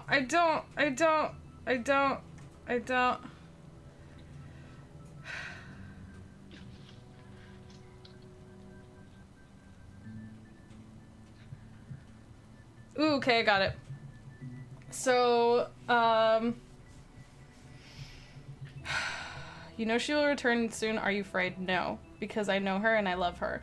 And I think Tiff has been holding me and I've just been standing there, and I turn and put my face, like my forehead to her forehead, and I put my hands on her cheeks and I whisper in her ear, "Are you ready to speak to me yet?" And I think we see Tiff transform.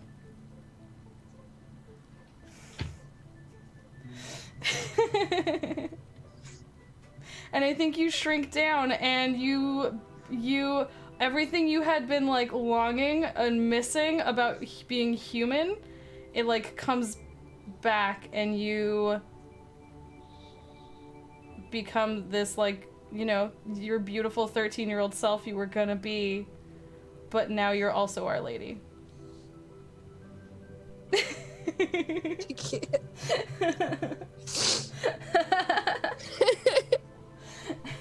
Somewhere in the woods, a large leather-bound book hits the snow, and he made it. I made it to the new patch, but I didn't. I was gone before I could talk to anybody. But that one scientist that took the thing from me comes across it, and puts it onto his back like he's seen me do, and then kind of starts walking further into the woods. Mm-hmm. Yeah.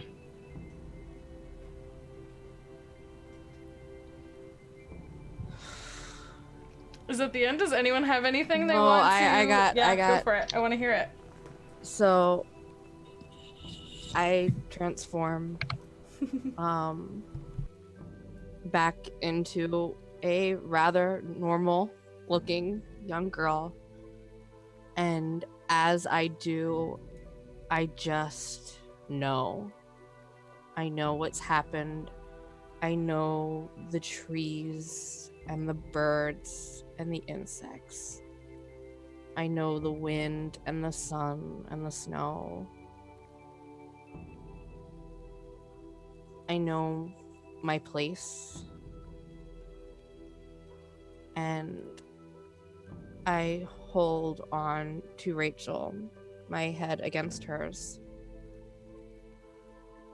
And I say,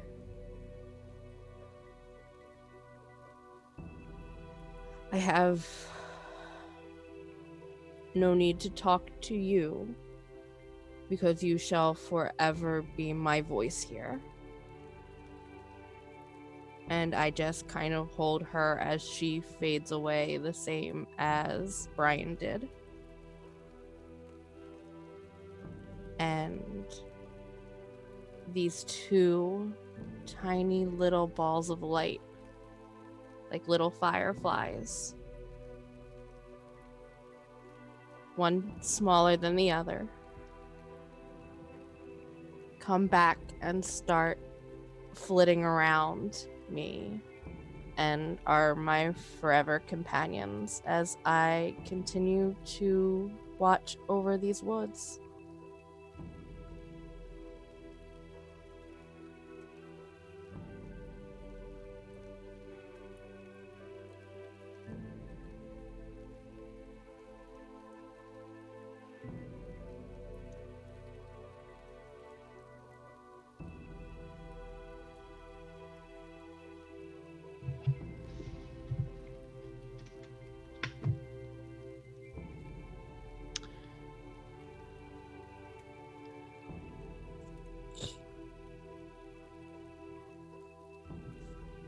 This was a good game.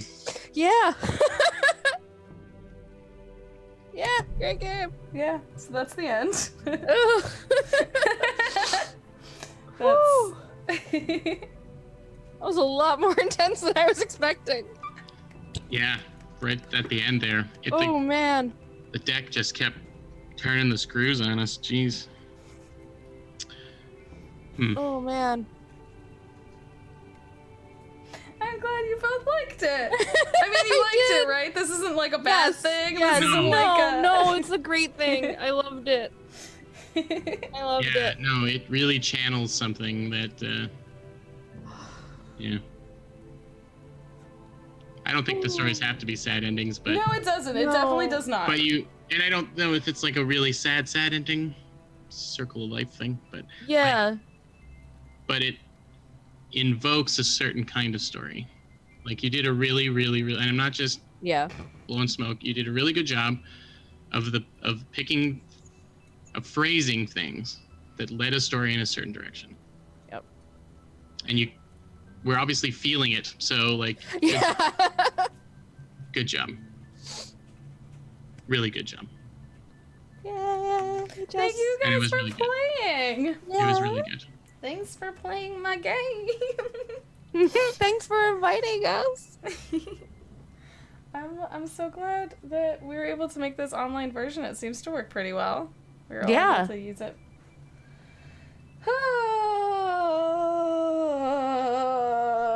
Ooh, shake it out. Shake it out. I didn't expect. Normally I'd be setting up right now for my next stream, but I'm like, "Mwah." Yeah, right?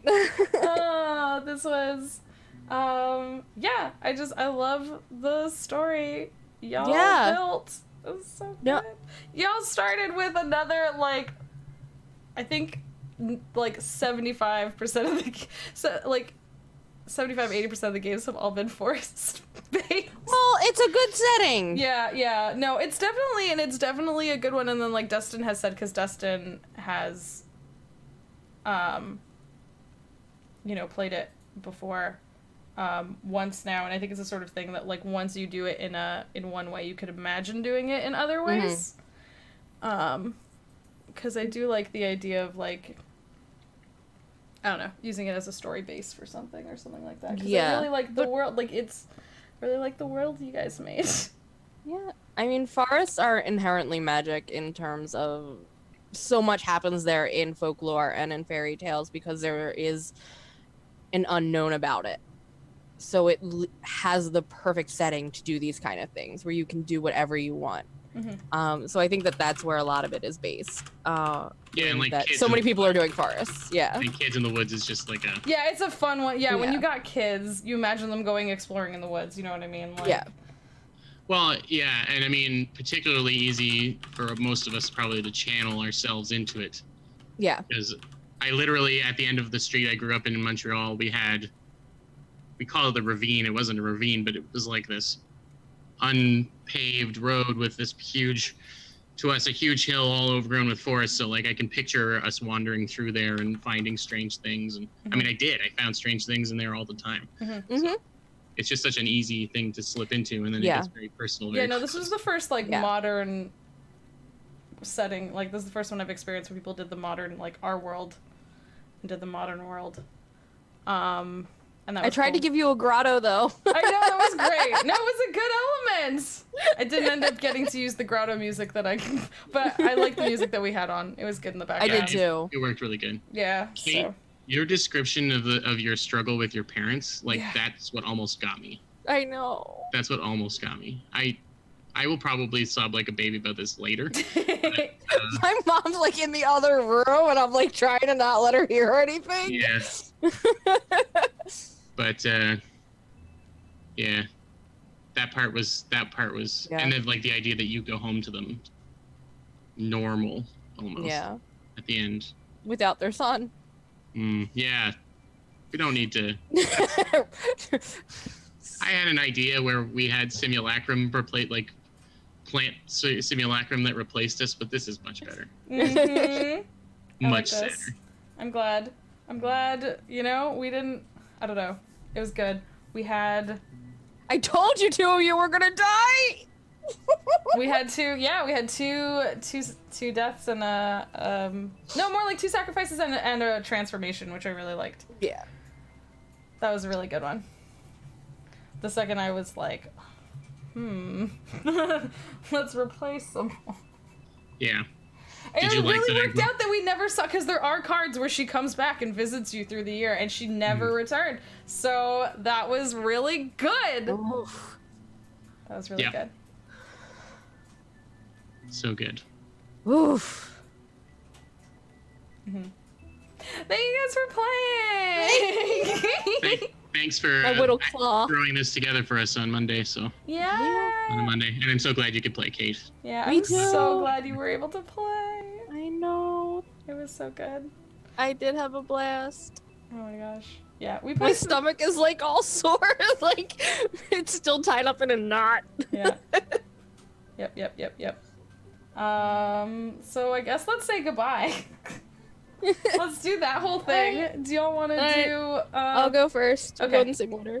I'm Cate. I have and will be forever Cate. Hopefully, I'm not going to turn into some fairy forest lady. If it does and if it happens, okay. But as I said, I'm Cate. You can find me at SeaMonster on Twitter and Twitch, though I am most often here in Jess's channel, not my own. And on Sunday nights, I am one of the hosts occasionally for Critical Reroll. Perfect. Awesome. I'm Jordan. You can see me on Twitter at Made of Cartoons and in the chat here at Made of Cartoons. The next game that I guess I have coming up is tomorrow. We've got more Fall of Magic, which also is probably going to get real sad if I have anything to say about it. And then we'll be setting up some Fiasco Fridays, or a Fiasco Friday anyway, for July. We'll figure it out. Yeah, the months are a bit busy, but we'll fit in wherever wherever Fiasco Fridays are possible. We'll make them happen. Yeah, if you get a chance to go watch last Friday's Fiasco, It was a good fiasco. you are not going to be disappointed. Yeah, that's about it. Thanks for watching. Thanks for putting up with our Yeah, sadness. thanks everyone who's stuck around for this. Yeah. Yeah, for the first time this game has been aired, for the first time we like revealed the Roll20, like it was We must have done something a little compelling. Yeah. But yeah, so thank you both so much for playing. Thank you so much for playing this game and making this great story. Well, thanks for making this amazing game. Yeah.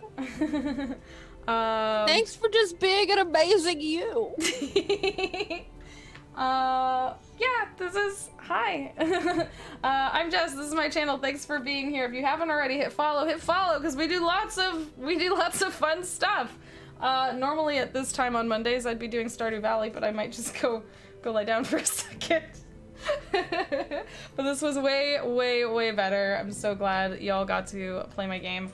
Like I will be back later, but like Jordan said, tomorrow we have Fall of Magic.